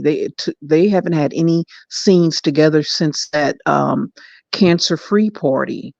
You know what I mean? Or no, Stormy and Melody? yeah. So why couldn't she be the conduit between Tiffany, Kimmy and Kiki? Or no, not Kimmy. What's her name? Tisha and Kiki. Well, I mean, because I think for her scene was supposed to play out like she's not fooling with Tisha either at this point. huh? So well, kind of, you know what I'm saying? Like they went from being the one way, and then she's like, this person is stealing from my website. She's, asking me for money. So she was also supposed to be a person that wasn't really fooling with Tisha. Oh. Likes. So this is what I think is going on with Stormy, if I can say. Stormy came in super hot, super excited to be on TV, and she was breaking the fourth wall a little bit with all of her scenes, because she was coming in as a fan and not as a person who was being a part of the show, right? Like for all of us watching, we were like, well, damn, she's engaging these people like she's not playing in the scene. She's kind of talking about people like she watches the show. And kind of the similar what we saw tonight with Lou and Tiffany.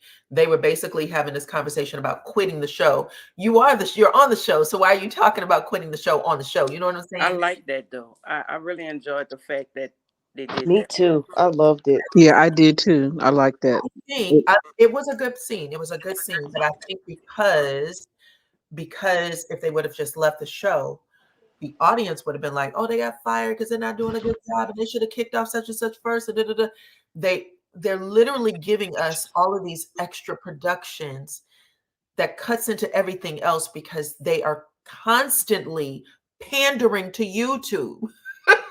That's what I'm saying, but y'all. Tiffany has a story. The baby obviously has caused her some sort of possible postpartum.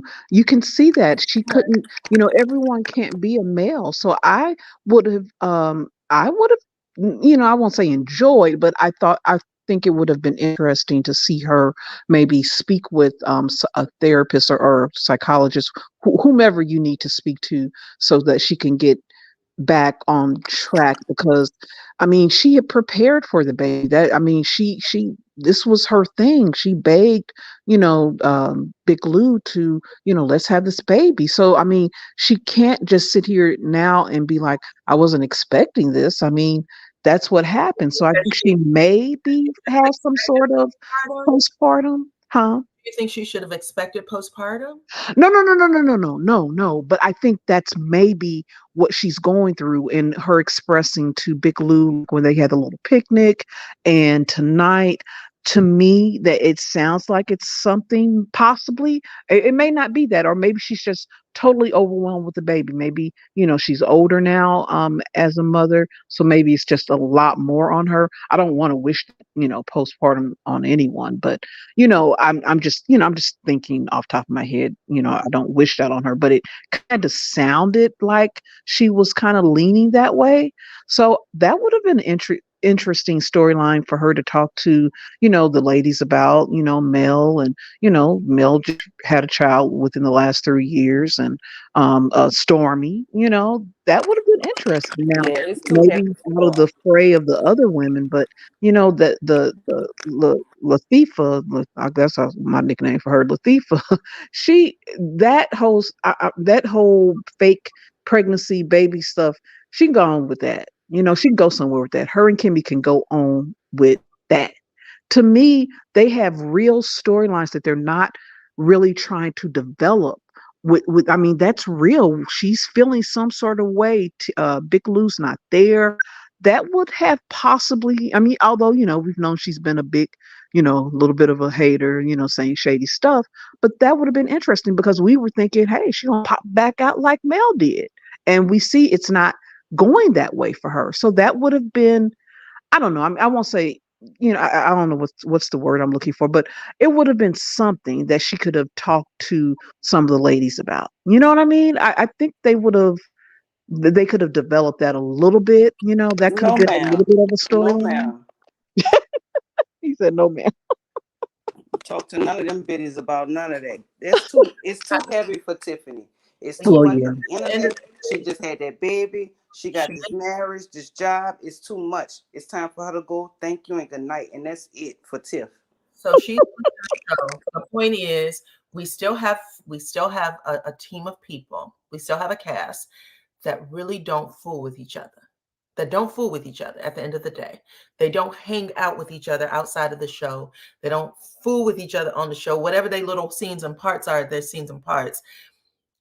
So they're all still dealing with their individual stories and trying to figure out how to connect everybody is going to be a thing. One of the things that makes this season hot, 6B, is that they have decided, even though in season 6A they said that they were going to start filming together, Melody said it was going to take her some baby steps and all that stuff. They're still baby stepping it. They're still baby stepping it, truly. We got a first episode for 6B. Melody sits down with Marcel, I believe that was the first episode, and they hash it out about her business and you don't respect me. And at the end of the day, you talk about these are your real feelings and you're just saying what you feel. Don't be pissed when I tell you how I feel. From everything about your business, what the hell you got going on, to you and Tisha most likely getting a divorce. I will be discussing all of it because those are just my real feelings. That's TV. That's great. Melody knows how to do that. Sometimes people don't. Tisha still gets closed up and words don't come out of her mouth good. When she was in a scene where she had an opportunity to say what she felt and be honest, she couldn't do it. Her thing was, I didn't say anything. I didn't do nothing to Mel. Okay, but we all still gonna talk about you. We all still gonna talk about the show and what we saw. Truth of the matter is your energy was horrible. When Melody says, hey, Tisha girl, and she gives them toodaloo fingers, your whole face dropped. You said, I don't want to be here. I don't want to be here. You stood outside with Melody. Melody was shifting from left to right on her foot, like, because Tisha would not talk to her. She knows that something's wrong with Tisha. We all know something's wrong with Tisha. But what's wrong with you, if you want to be honest about it, is that when you had on that damn Team Wife shirt at the Galentine's event with your sweatshirt, your bubblegum pants on and your tennis shoes, you was doing the most. And now this shit is coming up again. And it's not coming up out of Melody's mouth because you was blaming everything on Melody. Now it's coming out of somebody else's mouth. And you're still in the same situation you were in season 1. And the person that you hate to know this the most is Melody, because that who's all your anger and all that stuff was directed towards. But instead of you saying, you know what, I had a whole lot of shit for you, and it wasn't right to put it on your back. You were going through something. And now I have to admit that I'm going through something too with my husband. And we really do need to go to therapy. And I see what you were talking about when you said you needed your space, that you didn't have the words to articulate everything because it was happening to you in that moment. I'm pregnant. I'm having a child with a man that I know, that I'm praying is, able to stand up and do what's necessary to protect me and our Wait a family. minute, Diana. Wait a minute. Yeah, wait a minute, Diana. Wait a minute.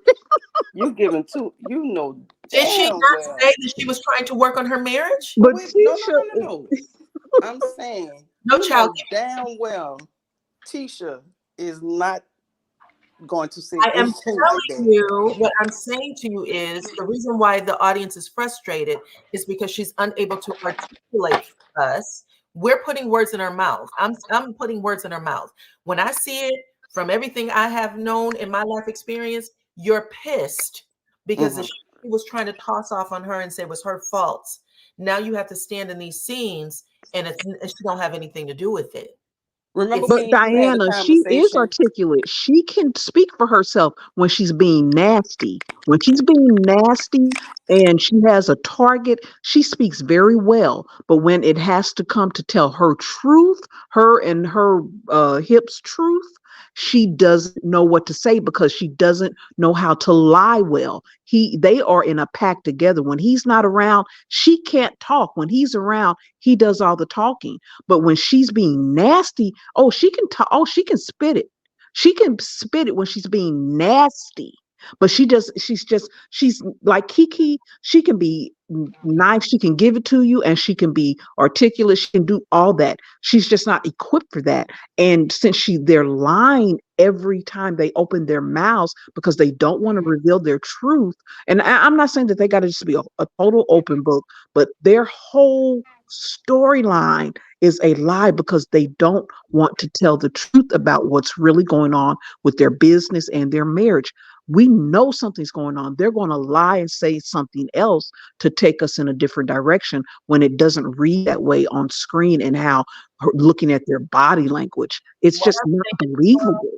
what I'm saying to y'all is, it may not be, and I said this before in another video. I'm gonna say it again. When Melody was going through this shit, and everybody was saying to Melody, she don't talk to us. All the stuff that y'all are asking Tisha to do right now, they were coming to her, coming to Mel and saying, we don't know what Mel's thinking. We don't know. She never tells us nothing. She comes on, she doesn't tell them anything. She's not having these scenes with them. What she ended up doing was going into her confessional and saying point blank, I don't have anything for Tisha and Kimmy. But what I can tell the audience, that's what made her endearing, because she was telling the audience is, I don't know if me and Martell are gonna make it. I don't know. I hear what he said. He said it before, but right now this is my focus. She would say 2 or 3 words, you know what I'm saying, and keep us on track as an audience. Tisha doesn't know how to keep us on track as an audience, and that's all I'm saying. That's all. I He agree. doesn't know how to keep us on track as an audience, and so people get pissed.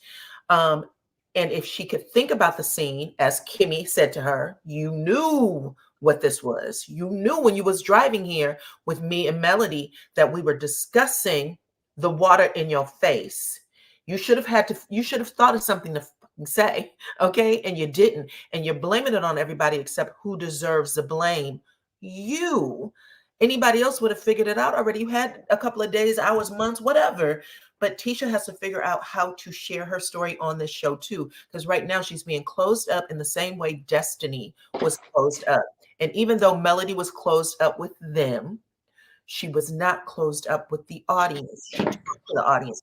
And when she didn't get out what she needed to say, or when editing didn't show what she thought they were going to show, she went to her IG page and she told the story there.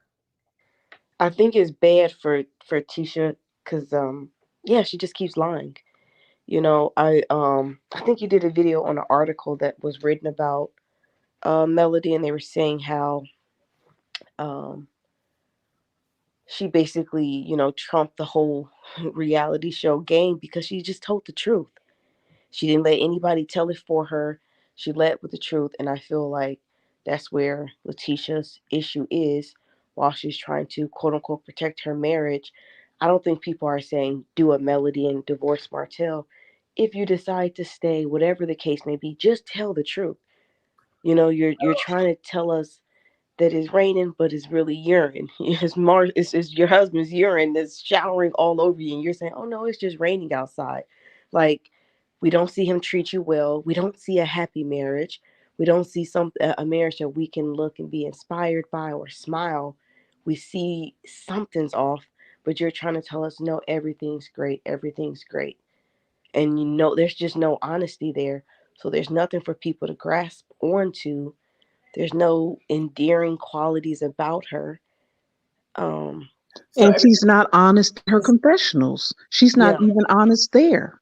she's not honest anywhere. And it's like whatever story they decided they were going to tell and stick to, it's not really working for their marriage. It's not working for her. I don't really think it's even working for him. Maybe it's working for him behind the scenes somewhere, but it doesn't even make him come off as a good father, as a good husband, as a good businessman. It's not working for them at all. It's like ruining their family in the way we're viewing their family. They're unenjoyable to watch because they're not being true. okay, and I would say that at the beginning of their journey on this show, it was more enjoyable for me to watch than it is now. And that is because I do feel like it was honest for them.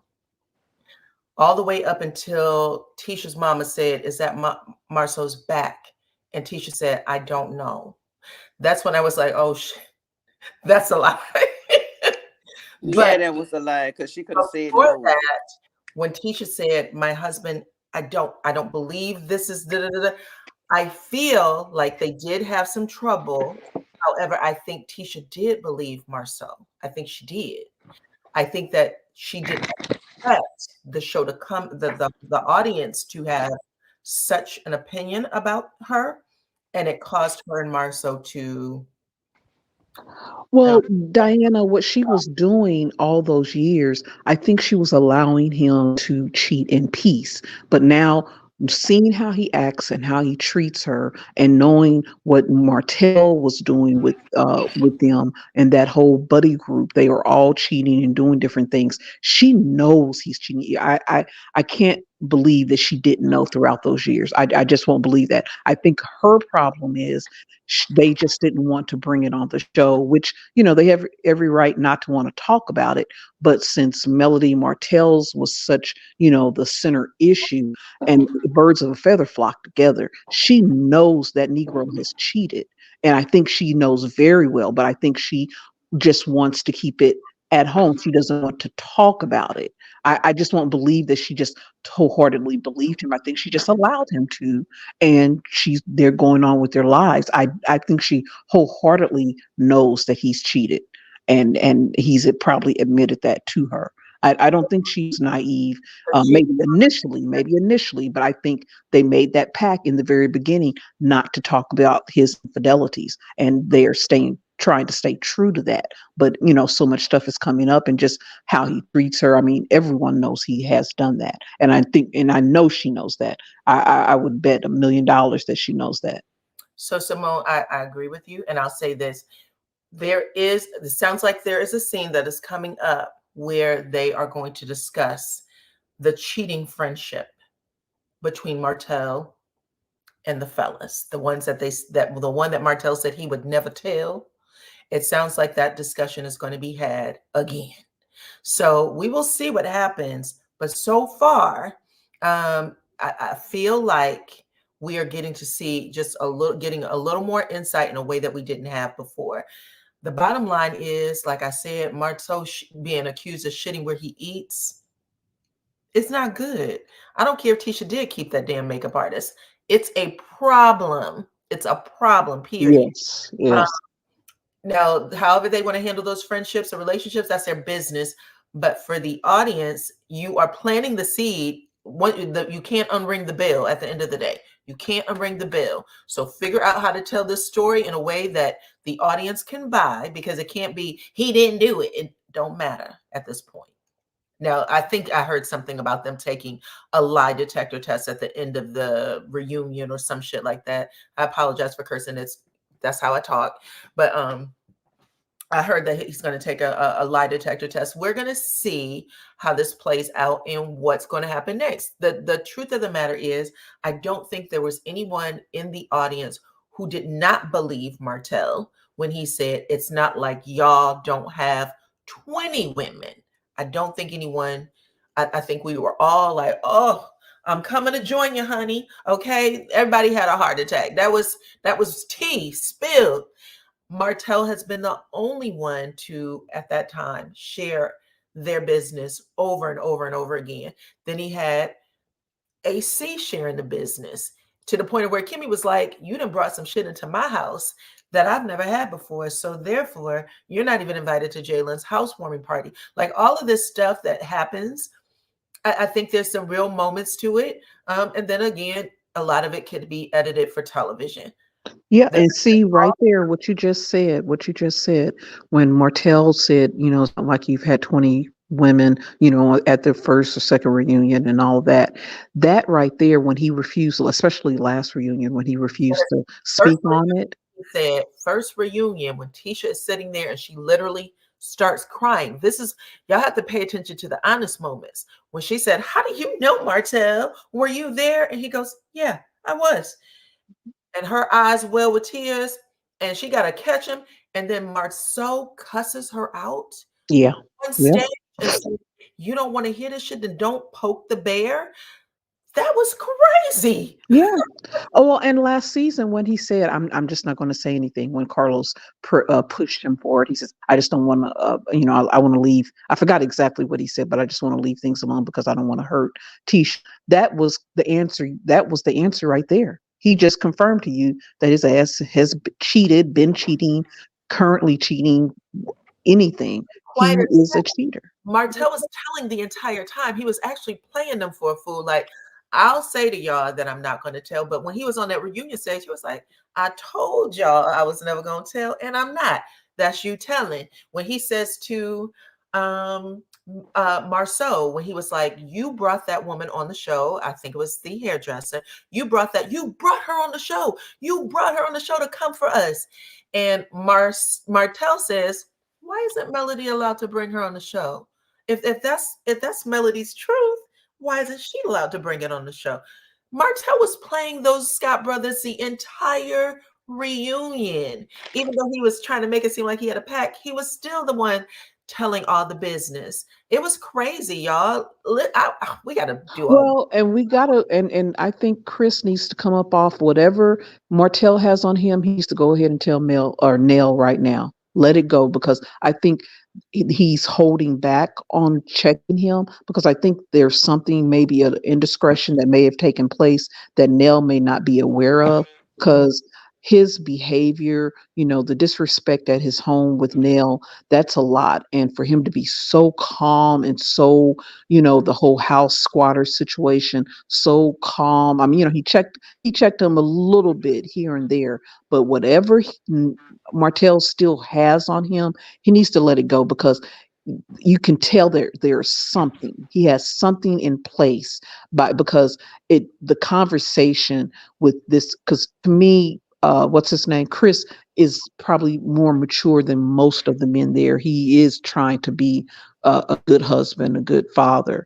He had the infidelity that they've talked about, but there's something else there that is holding him back from totally checking the hell out of Martell. I don't know if this Houston trip might, I heard they supposed to got into a fight or something like that. I don't know if that's true or not, but something. It's something. Martell has something on everyone, and it's like ridiculous. And that's very frustrating, because it's like, and we also have to remember this too. When Martell doesn't get his way, he throws like a physical temper tantrum. You know what I mean? Where he's turns into the bear, throwing shit and acting crazy. And sometimes people just don't want to see him go there. So they don't care. If they ain't got nothing on you, you can go there all the way you want, because he can't whoop everybody's ass. You know what I'm saying? He can't whoop everybody's ass.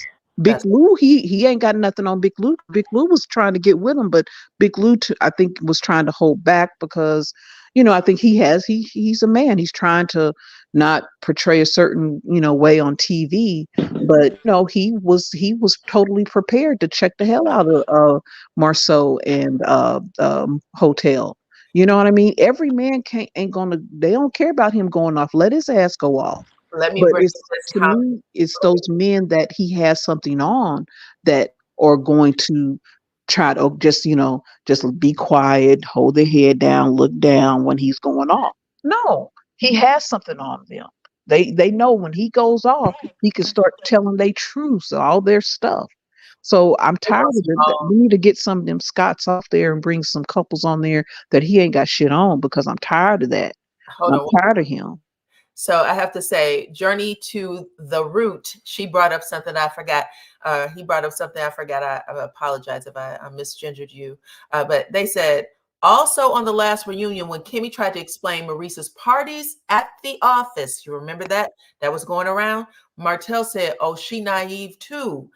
So he does tell everybody's business. Facts. Martell tells everybody's business. Everybody has something that they are contributing. Martell tells those Scott brothers business.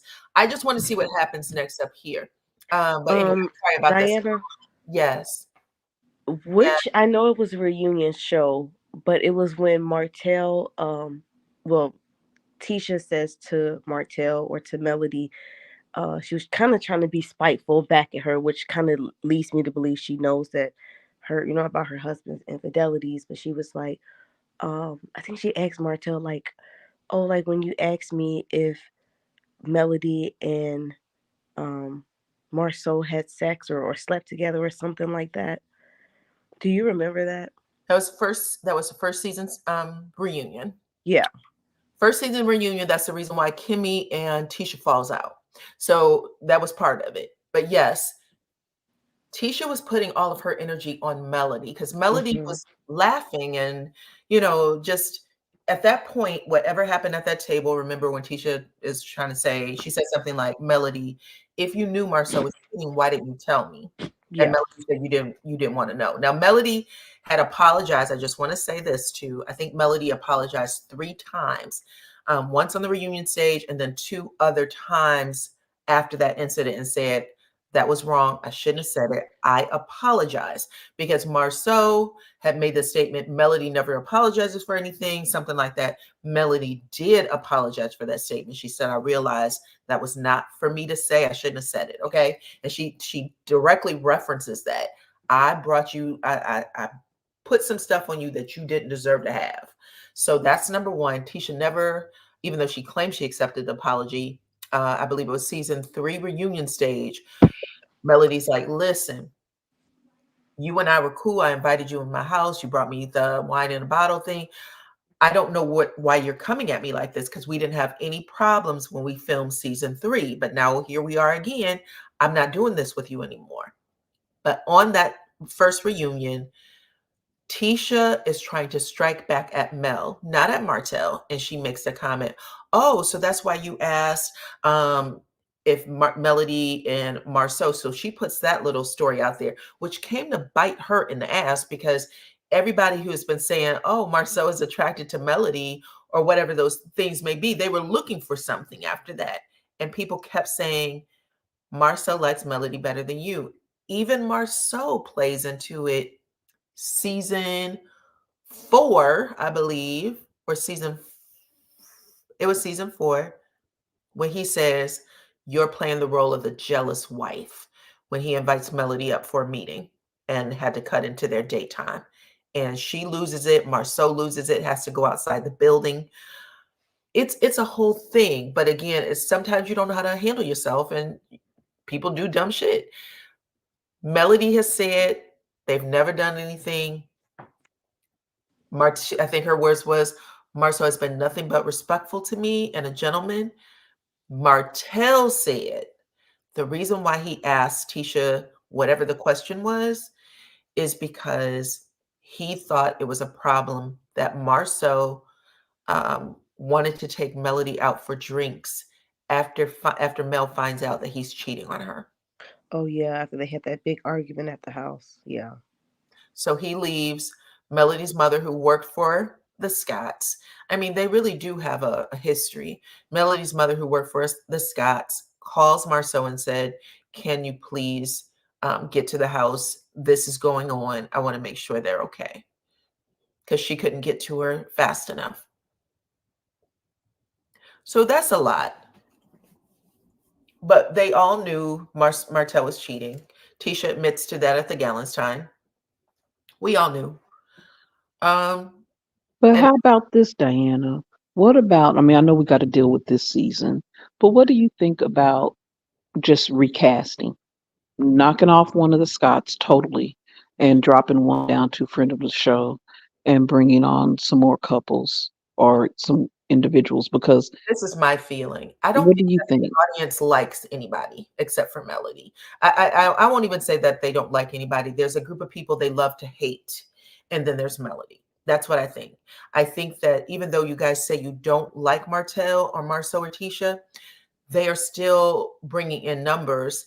If not here, more people flock to their stories online than anybody else. And I know because I do the videos too. Y'all don't watch a Melody video the way you watch a Martell video. You don't watch a Scott video, or you don't watch a Melody video the way you watch the Scott video. This whole conversation right now has been about the Scotts and Martell. There's a character that everybody loves to hate on every show. But asking someone to find the chemistry that these people have is never going to happen.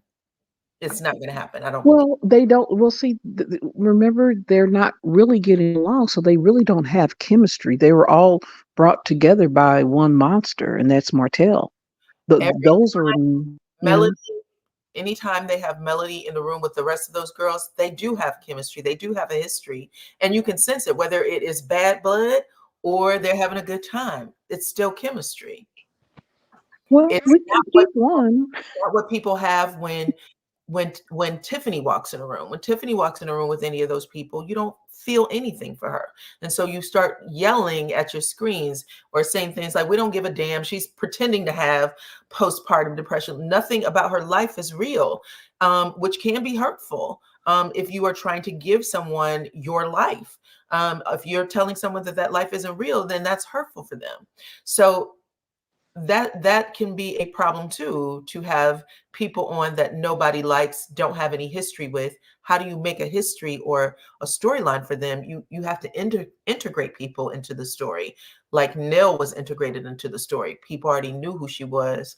She's been honest about how their relationship was with Martell and with Melody, but she already has a group of people that love her and want to be that is a fan of hers, and she has a group of people that don't like her.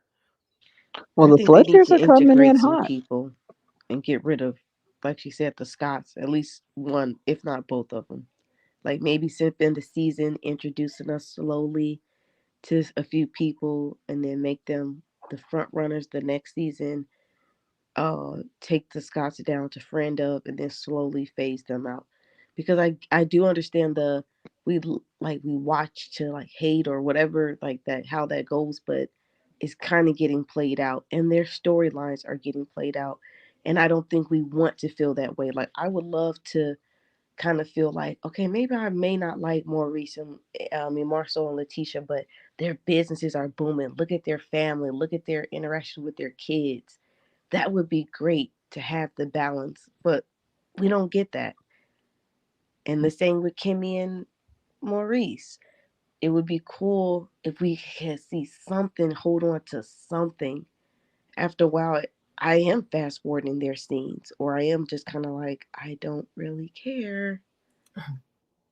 Exactly. To also That's keep in mind that you guys watch the show differently than the majority of people who watch the show. It's there is the group of people that watch on YouTube that there's a group of people that watch the show that don't watch from YouTube. They don't watch the YouTube stories. Mm, Does that make sense? yeah. They don't watch the YouTube stories. They're not as invested. There's a group of people that follow this story, that follow these stories Monday through Sunday, all year round. So there's something to be said for that. There's something to be said that you follow these stories all year. But I Because think a lot of them, they see through the Scots too, even if they're not looking at YouTube at this point. You have to have no common sense to see through Marceau. You can't be totally numb to how they have basically regressed in their story. I mean, They went from supposedly living in the townhouse, even if they don't know that that was possibly Mel and Martell's townhouse. They moved into that small home. They're supposed to have all these businesses. He said on the show they made $17 million. If you're not looking at no YouTube and you're looking at how they're living and what they're doing, it still should not add up to you with them. And how he treats her, it doesn't add up. If you look at no DYANAROZAY, you look at no any of the other YouTubers, if you look at none of that, just look at their progression or regression from season 1 until now.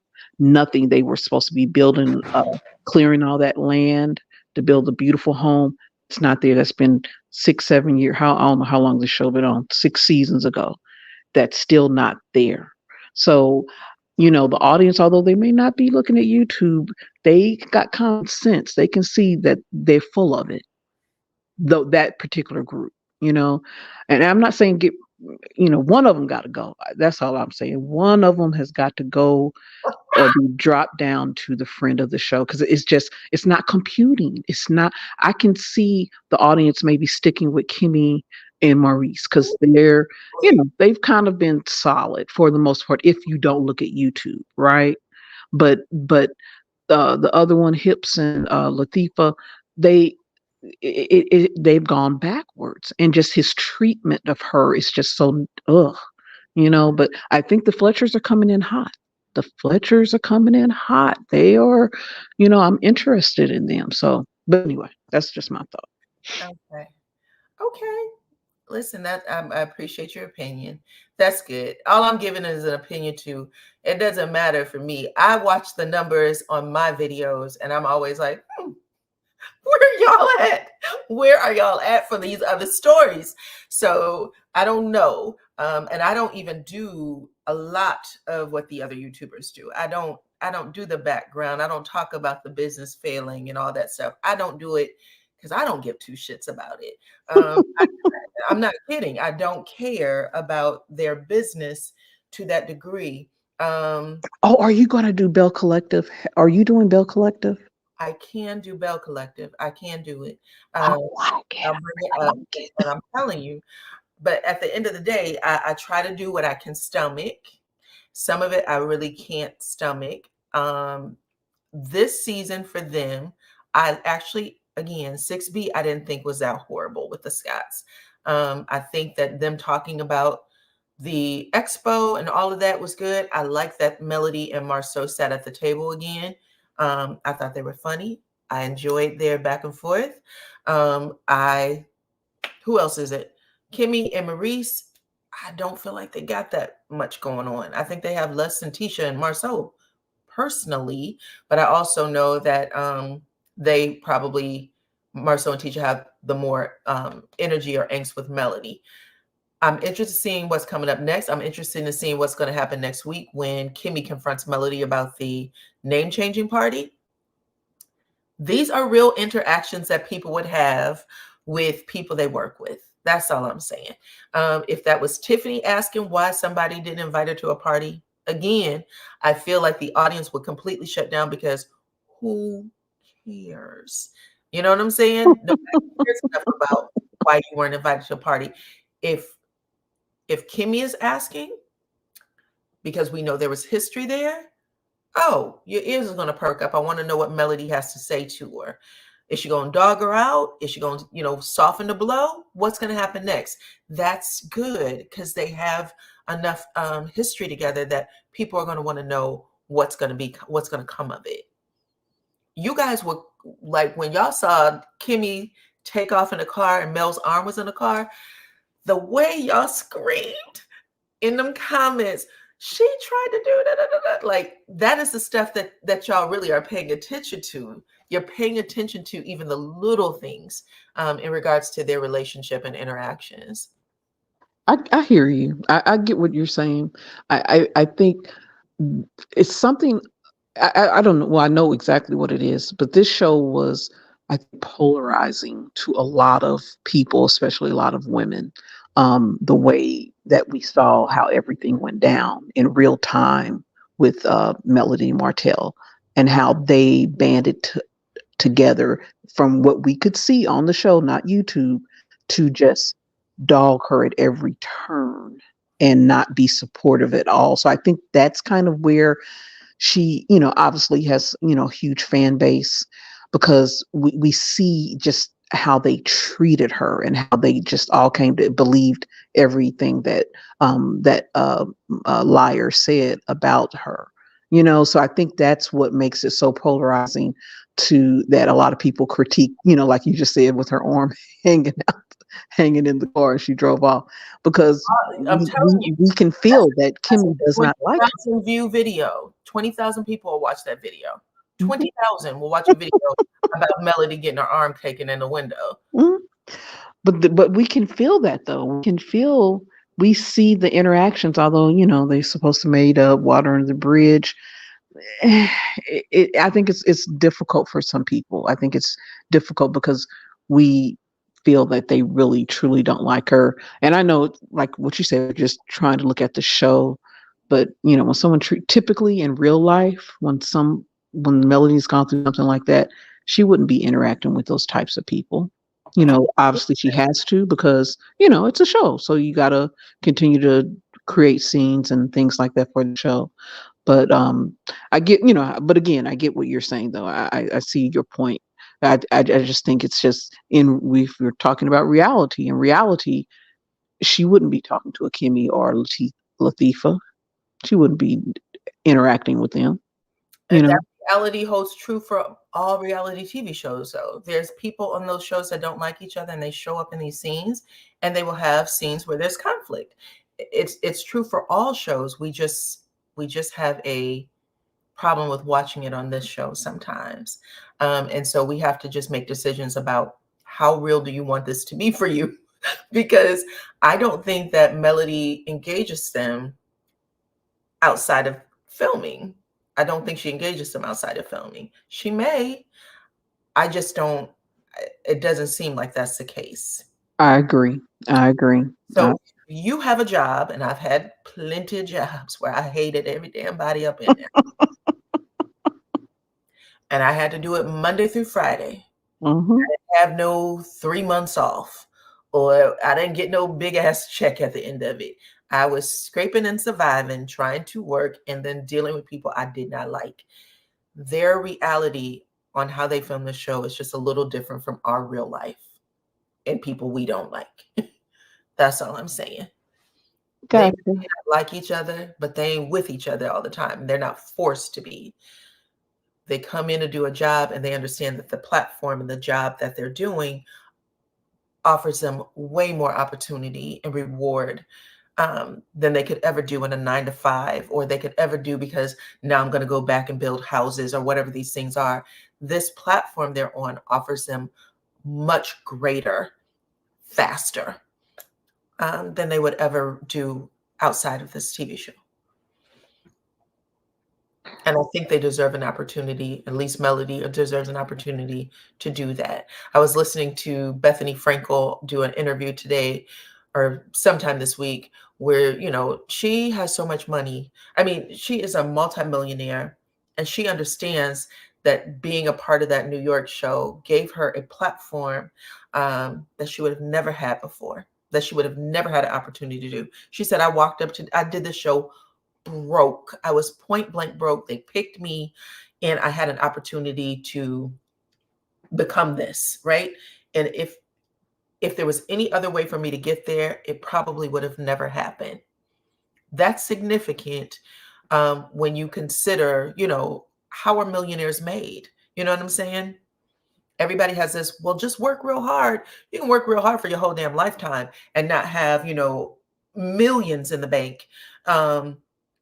So it's just a matter of what you want to do. She's already said, and also as an audience, what do we want to believe about her story? If Melody says, I'm going to be a part of season 7, I'm not quitting the show, then I don't know. My question is, why are we mad? Like, what are we mad at? If she's filming the show, why are we supporting her where she is? Yeah, I mean, I think most people will. Well, I know I will. I can speak for myself. I'll definitely be supporting Mel on or off the show. Okay. It's I get what you're saying. Is I think it's just this show. It's different. I don't know. I probably can pinpoint exactly.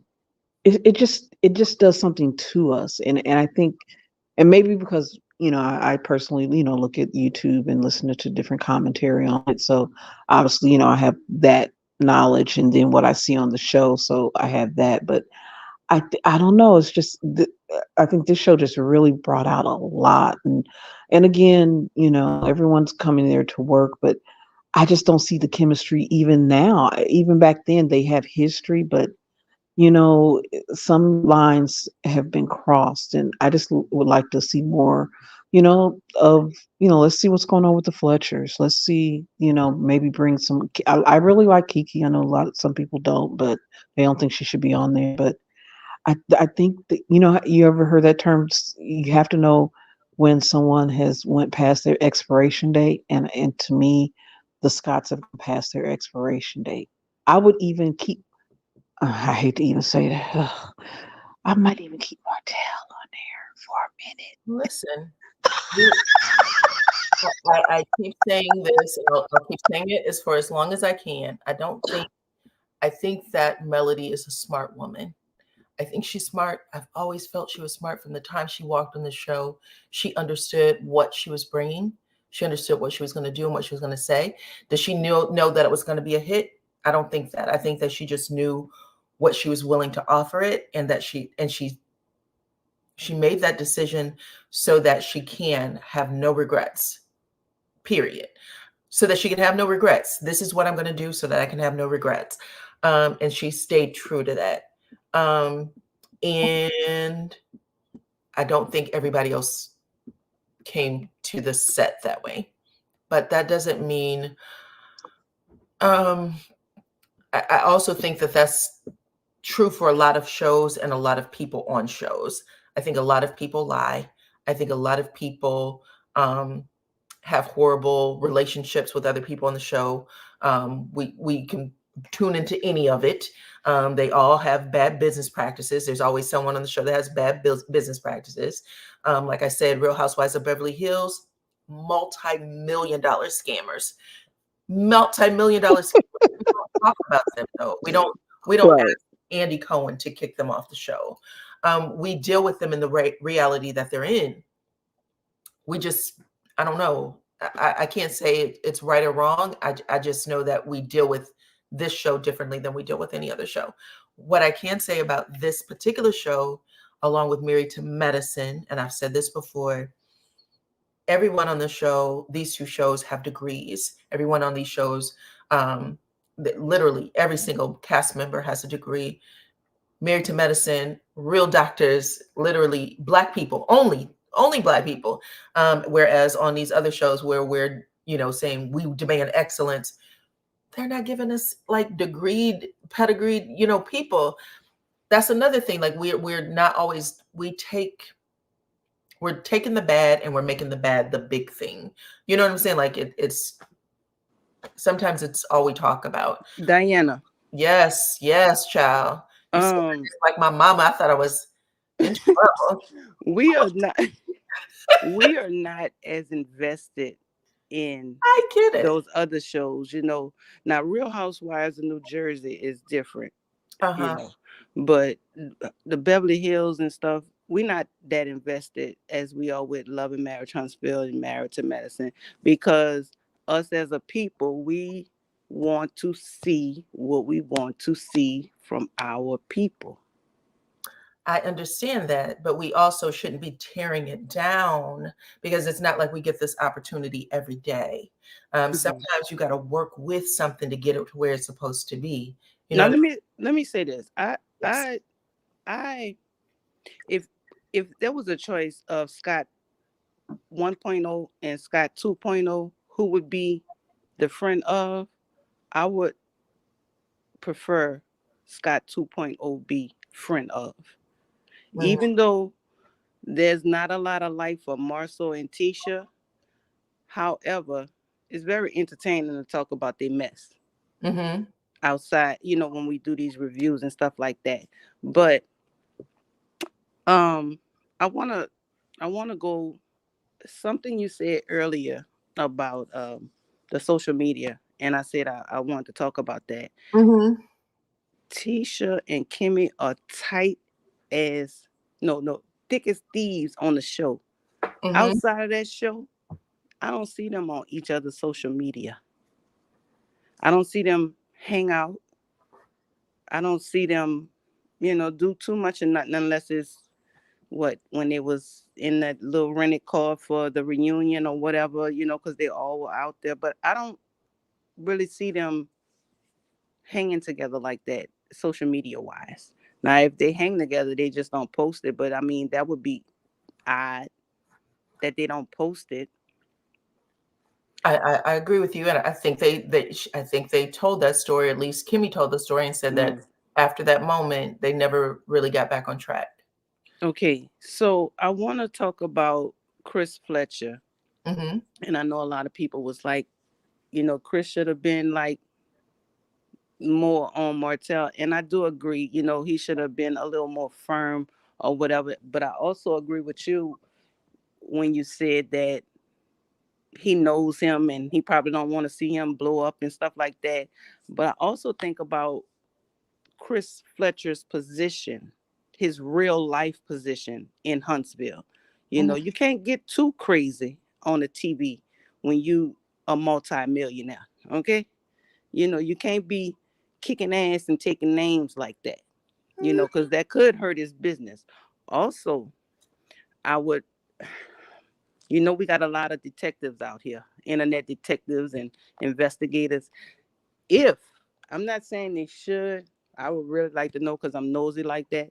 But if they don't really like expand on what happened with Chris Jr., somebody's going to bring it out. That's my point right there. That's my point right there. You just said it. Okay. Mm-hmm. The thing is, people don't let these people bring these stories to the show. We go and we find the stories, and then we create a narrative around what we find. And then if it doesn't match, if they don't tell it like that on TV, then we'll say it's not totally true or whatever these things are. So we have to also keep that in mind too. The audience plays just as much a part as what we're watching on the show. So we have to also just pay attention to that. I agree. Because like I said, Lexi is still a hot button item. Still a hot button. I'm telling you. People are still talking about that girl. We done put the girl on welfare and food stamps. No, don't say we. Don't say we. Listen, don't say we. I'm saying we as a collective. Because when I literally typed like, when did this happen? I watched the show. I didn't hear nothing like that.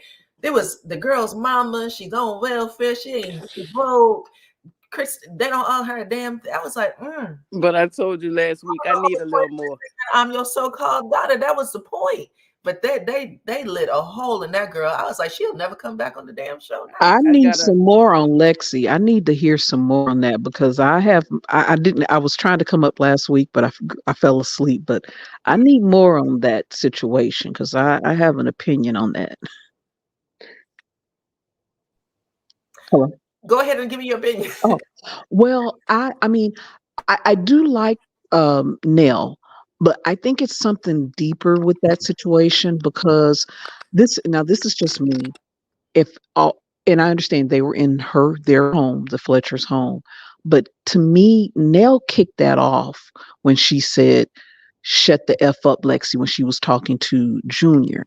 She said, "Shut the hell up! Don't put no words in their mouth." Right. Well, I thought she said F up or hell or F. Either one is bad. So, I mean, Nell said that to Lexi. So for me, that is a trigger. That would trigger me. My whole attitude would change. Someone tell me to shut the F up, hell up. And I'm trying to maybe relay a point to what, the disagreement that her and her son was having or, whatever the situation. To me, that was a trigger. Now, I don't agree. The young lady should have bowed out gracefully and just maybe got up and just walked on out. Shouldn't have said, what she said. But we can't Nell triggered all of that. You know, she was on 10. She let them other kids come in there. That niece came in there saying the little smart mouth stuff, being smart aleck with her. She didn't go off and tell her to shut the F up. You know, the other boy, her junior, you know, he was talking to her. It was someone else that said something smart to her, but she didn't. But she told Lexi to shut the F up. Now Yeah. maybe they edit something and did sliced and diced it, but to me that was triggering. You So I'm tell gonna me say that. that. I'm gonna say this, Simone. She did say Lexi shut the hell up. She didn't say F. She did say hell up. She also called her an asshole first when she said, Mhm. "My so-called daughter is acting like an asshole." She said all of that. Now I want to say this because I'm just looking at the comments because people are triggered again. Everybody feels differently about this situation, and if you are a producer for a show, this is gold for you because you want as many people talking about it as possible. There's some people that agree, some people that don't, but everybody has a feeling, even if that feeling is, I'm going to give them more, more than what they actually shared. I'm going to say it had to do with the mama being poor and spending all of Chris's good, hard-earned child support because they people had Chris Fletcher given her so much child support, she should have had the same life that the other kids had.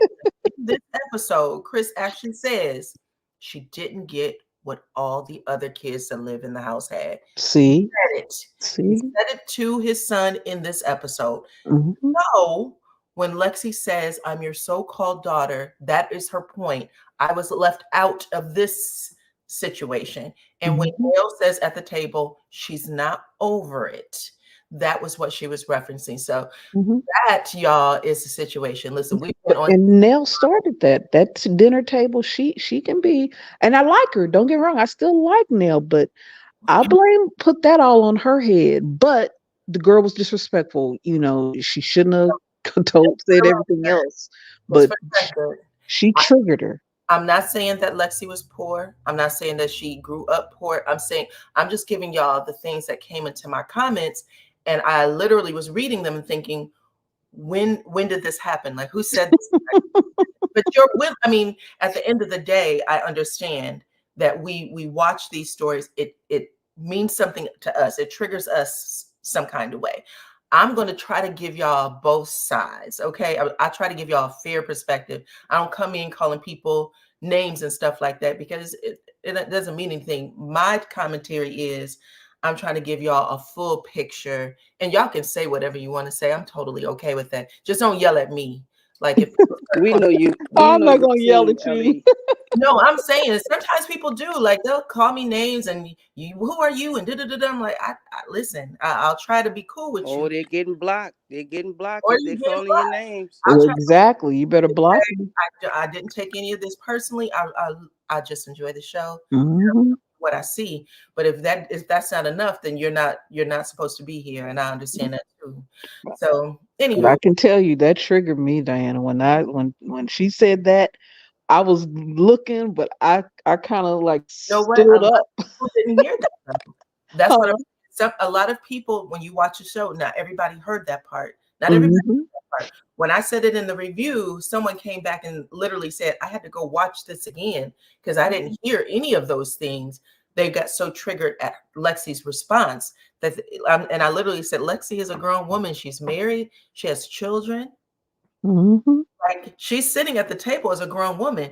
Her response, what actually triggered Nell to say shut the hell up, is that she didn't know her brother was in jail, and she said, "When did you go to jail?"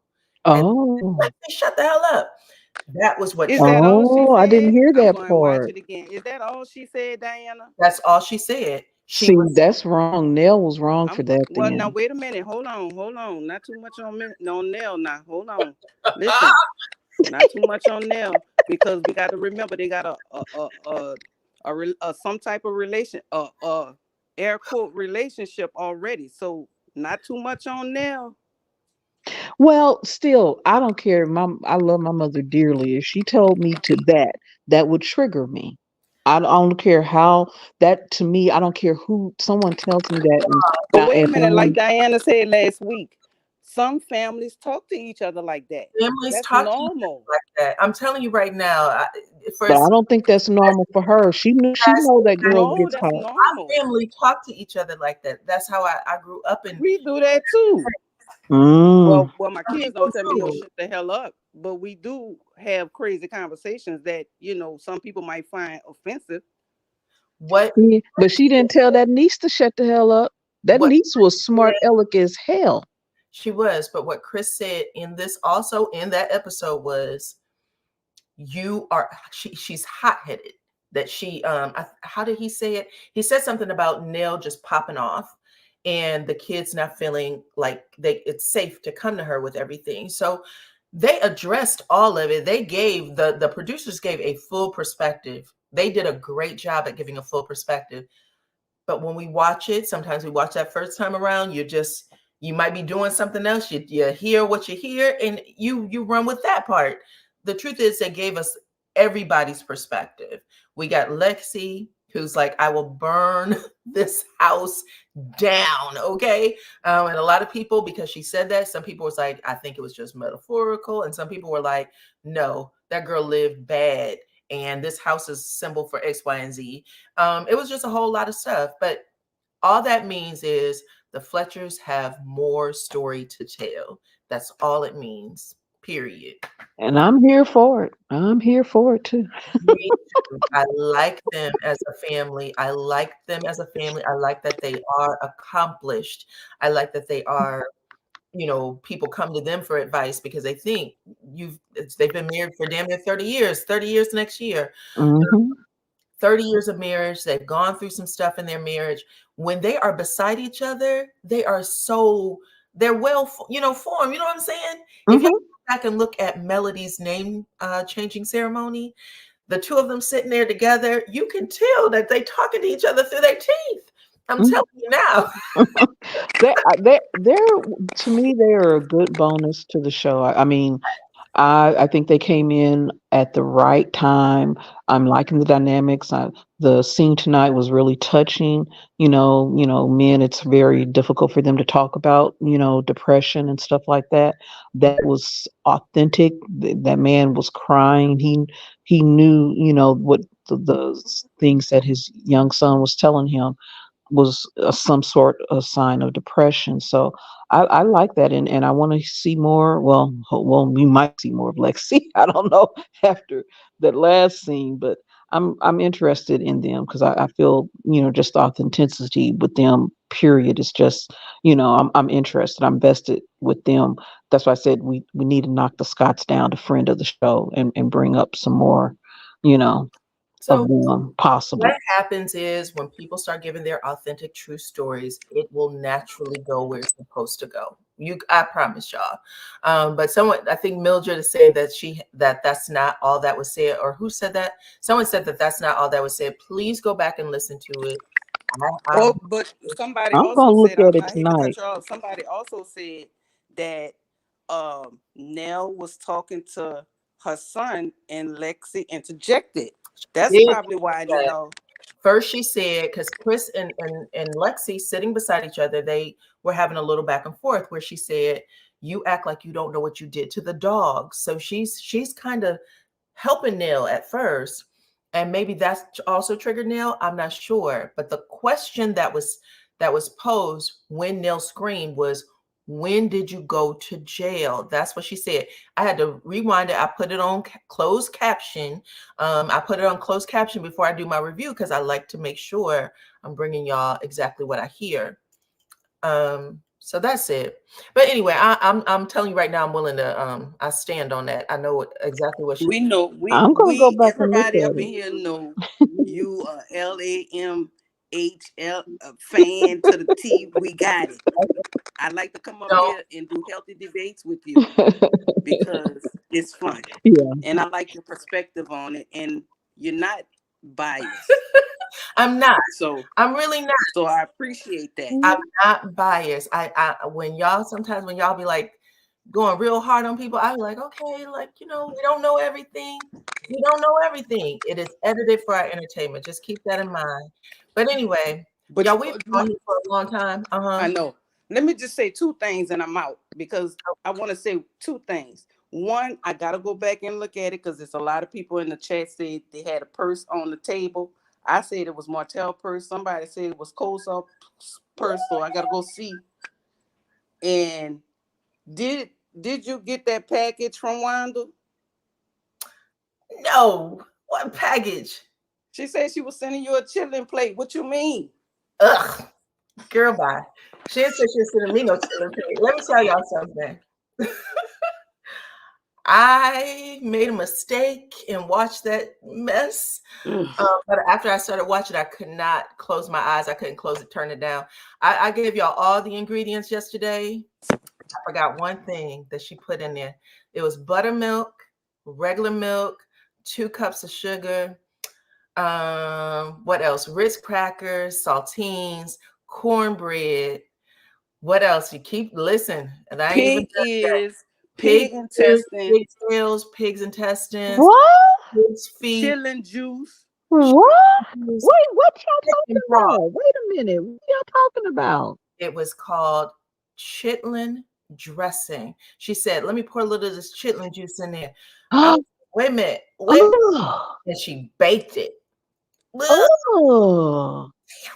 Wait. You talking about Wanda? Tisha's mama. Where'd you see this chilling at? lady? The chilling whisper. It was on her page, and she will never send me a package. Oh Lord Jesus. I feel like I need a child. I was getting woozy watching it. It was Wait a minute, Diana. Let me tell you something. When I tell you I had anxiety, them gloves, I don't know what the hell with them gloves. That dish towel she ran all across the sink. Oh, and she got another place too. She in another kitchen. You paid attention to that? I didn't know. I don't know. Oh yeah, she got her another place, because that kitchen, that first kitchen when she did that cooking, that shit was horrible. Looked like it was in the Good Times project somewhere. Okay. Now it took a lot out of me, but I watched it and I was like, whew. Me and my sister, listen, my sister was here for Thanksgiving. We were sitting there looking with our hands over our heart, our mouths open, like, wait a minute. We just kept screaming, wait a minute, because it was horrible. Oh, that's her sister house. Tanya Jackson said that's her sister house. But y'all go give her those views and go watch that little video. She don't need that many views. No, I ain't looking at Diana, not too much. Your description of it is enough for me. I will not be going over there looking at that mess. Good God Almighty. Tell Clone I said hi. Okay, I will tell her that you said hi. But I appreciate every single one of y'all. I really do. Thank y'all for coming over and spending time with me. And I love having these conversations. These are the conversations where my mom be like, will you shut up? You got to dissect everything. And now look at me. Okay. I'm out here with y'all talking and people everything. Dissecting everything. All right. Thank you so much, Diana, for having these live. We really appreciate you. You give us a chance to state our opinion. No arguing, people in the chat, like Kevin said, chat popping. I'm all on the chat trying to see what they're talking about. Yeah, thank you, Diana. Thank you. I ain't gonna change your opinion. No way. We all are different. We're supposed to think different sometimes. But I appreciate y'all. Y'all come back. We'll be live again, okay? All right. Official review between me and my sister. So hopefully it'll give y'all some different perspectives and we can get mad and talk about it again. All right. All right. You have a good evening, ladies. Bye. Bye-bye. Okay. So that's pretty much it, y'all. Again, hit that like button if you haven't on your way out. Share this video. I know it was long, but thank y'all for sticking this out with me. I think we had over 800, almost 900 something people in here all night long. Okay, so it was definitely a good conversation. Also, subscribe to the channel if you haven't already.